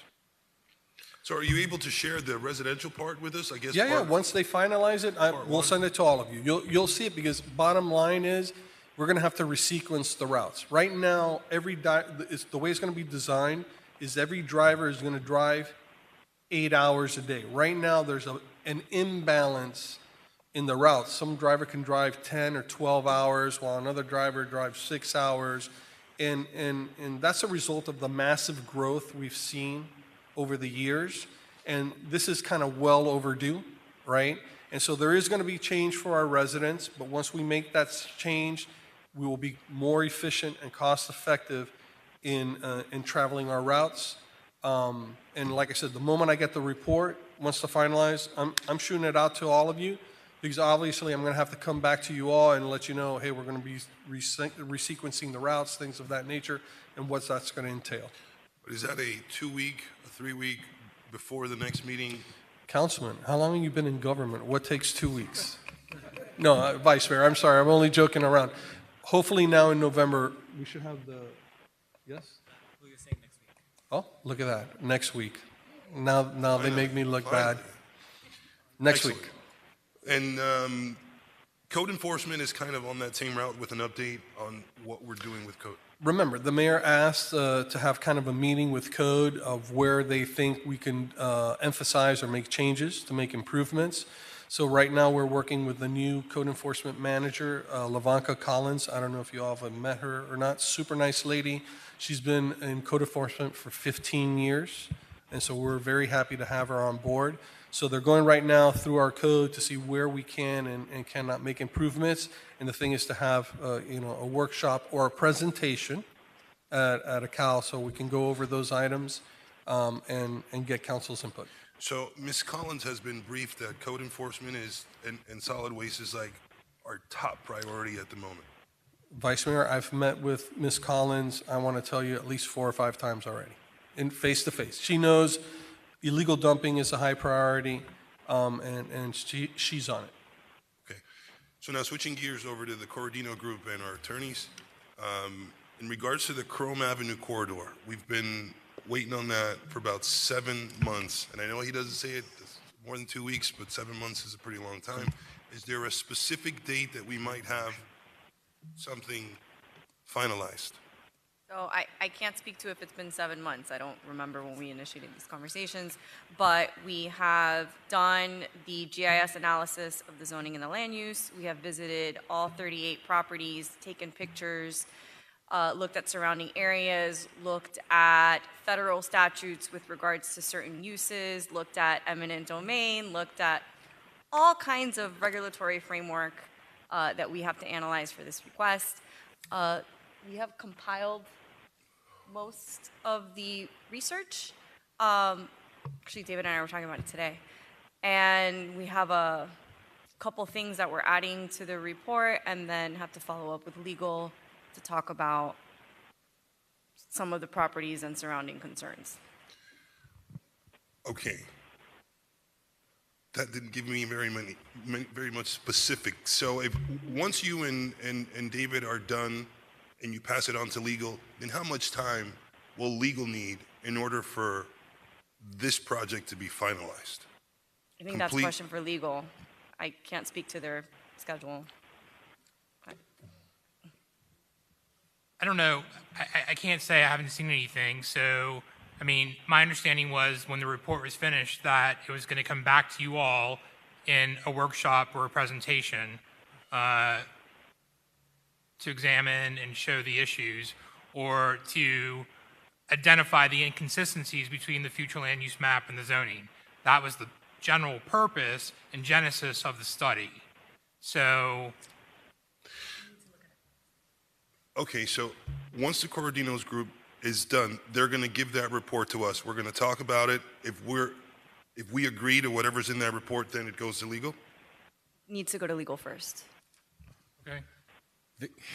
The cure, no. We'll take a look at it before, it gets to you, but ultimately there'll be a discussion, and whatever the cure or resolution is, within the framework that's identified, that's something that you'll give us direction to work on and implement.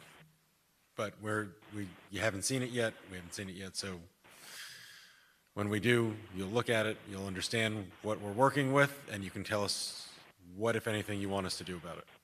So will that be in an email, or you guys we're gonna come back to the next meeting or something of that nature?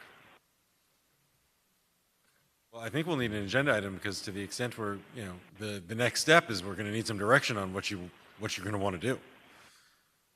So It'll be come as an agenda item, requesting action. requesting action from you guys. So it could potentially come to us next month. Okay, thank you. Follow-up question, though. You talked about 38 properties, and I believe, jump in any time here, that we just asked to have staff take a look at the properties that had inconsistent designations. So you're telling us that there are 38 properties that had inconsistent designations? Wow, a lot worse than I expected. Okay. Yeah, I guess that's what, everything along the Chrome corridor that's inconsistent, but Right. I haven't seen anything yet, so I don't know what to speak Because on. that's what we asked them to look at. Let's look at the properties that had inconsistent comp plan designations versus the zoning category. So, I appreciate that we're being very thorough in that process, and it's a good exercise. So, it's a long time to wait. We're going to be a little patient, a little bit more patient, but I look forward to seeing this next month. Thank you. And to keep in mind, Vice Mayor, it's a lot of research. They got to go back to everything that's happened, all those properties in the past, find out why it is the way it is if they can. So it's not, it's not a 10-minute thing or a 2 or 3 day thing. It is an involved process. And that's why, trust me, if we could do it in a day, we'd do it in a day. If we could do it in a week, we would do it in a week. But as you can see on that list, there's a lot of things on there. We're juggling a lot of balls right now. And no complaint, we're going to get it all done, right? But obviously, research takes time. Legal has to review it. So there is, I know we think sometimes there's a lot of red tape, but it is also a thing of manpower, staffing, things like that. Like the solid waste report that you're saying, hey, it's been a long time. They're having staffing issues as well. We have mitigation property. I don't know how long we were waiting for that, months. And every time we call them, it's like, we have no one. We have no one to do the work. We have no one to do the research. So it's something that I know we forget. We're all busy and stuff, but it's something to keep in mind. Vice Mayor, do you need more time, or do we adjourn? All right. I haven't gone yet. Or is No, that, no, okay, I motion to or add is that another- a really No. strong Oh, 3 minutes signal? and have the No, clerk I'm put the- tired, Okay. Mayor. I'm sorry. So- I motion for 15 more minutes All right. on the clock. We got motion and second, 15 more minutes. All in favor? All right, thank you all. Okay, so in deference to the lateness of the hour and the shortness of my leash, let's roll the conversation of the neighborhood stabilization properties to the CAL. Thank you, Mayor. Or, yeah, let's do it to the CAL. I think that's, that's not a few-minute conversation in light of the history. So I think what was more important that I had on the agenda was, let's go back, as kind of an unwinding, a debriefing after our budget discussions and look at the budget. Had discussions with staff, and after all the numbers get compiled from last year, we were about $4 million of citywide overtime last year. And the point of this discussion is to see if we could get some council direction or consensus to the manager to engage in analysis citywide of the overtime, for whatever needs to be looked at. Why did we need to do it? Where is it going? How can we be more efficient and incur less? Was this a COVID-related situation, or is this going to be recurring? And how can we, on a citywide basis, ensure that it doesn't continue to spiral out of control? And this will look in every, my perception would be that this would look in every area. So, in discussion with the manager, I thought I would bring this forward to get some council discussion and direction to management to engage our council auditor perhaps, or some other consultant to start that analysis. Thoughts? Sure. All right. I think looking into seeing where we can tighten up the belt's always a good thing. So yeah, I agree. Yeah, I think, we start now so that we're not doing it into a compressed 90-day period next year. Councilman Fletcher? Yeah, but let's make sure we understand the results too, because the results could mean we have to spend millions of dollars in order to prevent that in the future as well. So, we just need to make sure the analysis is well done. All right, so we're all, Councilwoman? Yeah, and are we paying the auditor to do this, or are they already on staff? Yeah, they're already on the, for lack of better words, on payroll. All right, so Okay, good. so they're already funded. There's no additional cost. It's already been funded, and they do periodic audits for us internally. And to the mayor's point, there's always room for improvement here. And I know Councilman Fletcher is always saying, find the coins in the couch. So it's not going to hurt, doing an analysis of the overtime and certainly citywide. This is, I'm sorry? And this is also kind of sort of related and tied into, and it probably should be an outgrowth of our analysis of the solid waste and bulk waste routes. Which it's just a natural progression of And that analysis. You're correct, Mayor. And the analysis result might be you need more staffing, right? Mm-hmm. Or you're not doing this efficiently enough, and that's why it's resulting in overtime.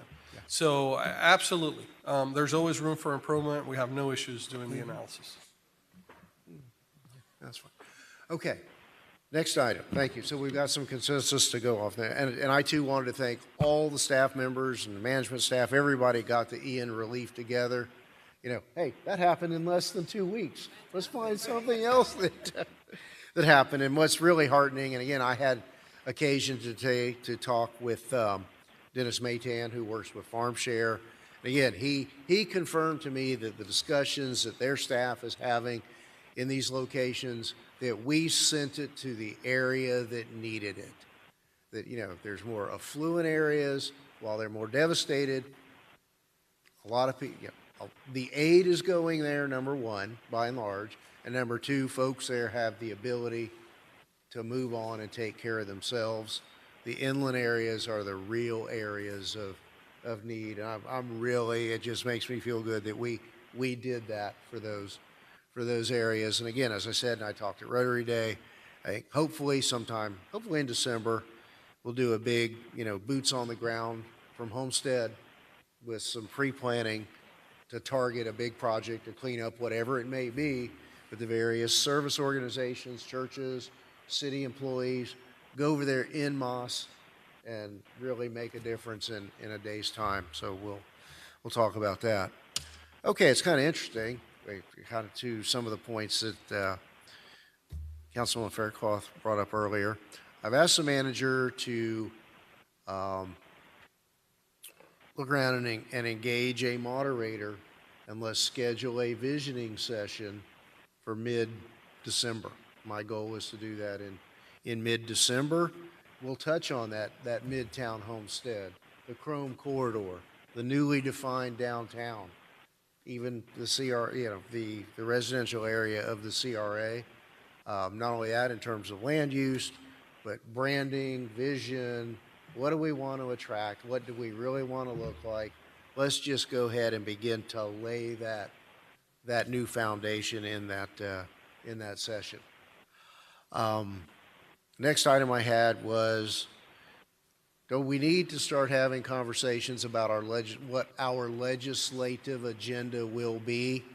It seems that, our habit has been for many years, at least from our perspective and other councils' perspectives, that here it is, it's the last minute. Let's really put on our big thinking caps and go big, not only at the state, but when it's budget time at the county next year.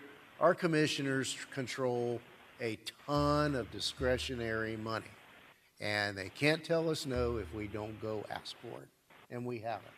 And I think we need to be really more proactive about that at the county level, but session's coming, like it or not. And Vice Mayor, to your point, what I could do is send the existing packet the way it went out last time, and at least you all see what's in there, and if you have any ideas of anything additional that can be put in, that would be greatly appreciated. In the end, the packet comes to all of you for approval. And proof of concept here, Councilwoman Faircloth was the one who requested the $500,000 for breast cancer testing, and look what we're doing today. It took years, but it was an actual council person request that was put in there. And, look, we're administrators, government is a machine. We're doing, Julio has water projects, Barbara has electric projects, things like, and that's what we focus on. This is where we need you all, your input. You're the touching the pulse of the community, what the needs are. You let us know, and we'll put those in those packets. Thank you. And again, we'll wait. We don't need to have a rushed late-night conversation on the neighborhood stabilization properties. They've been sitting around for a long time. 3 more weeks isn't going to kill us. So with that, do I have a motion to adjourn? Moved. All in favor? Thank you all. Good night.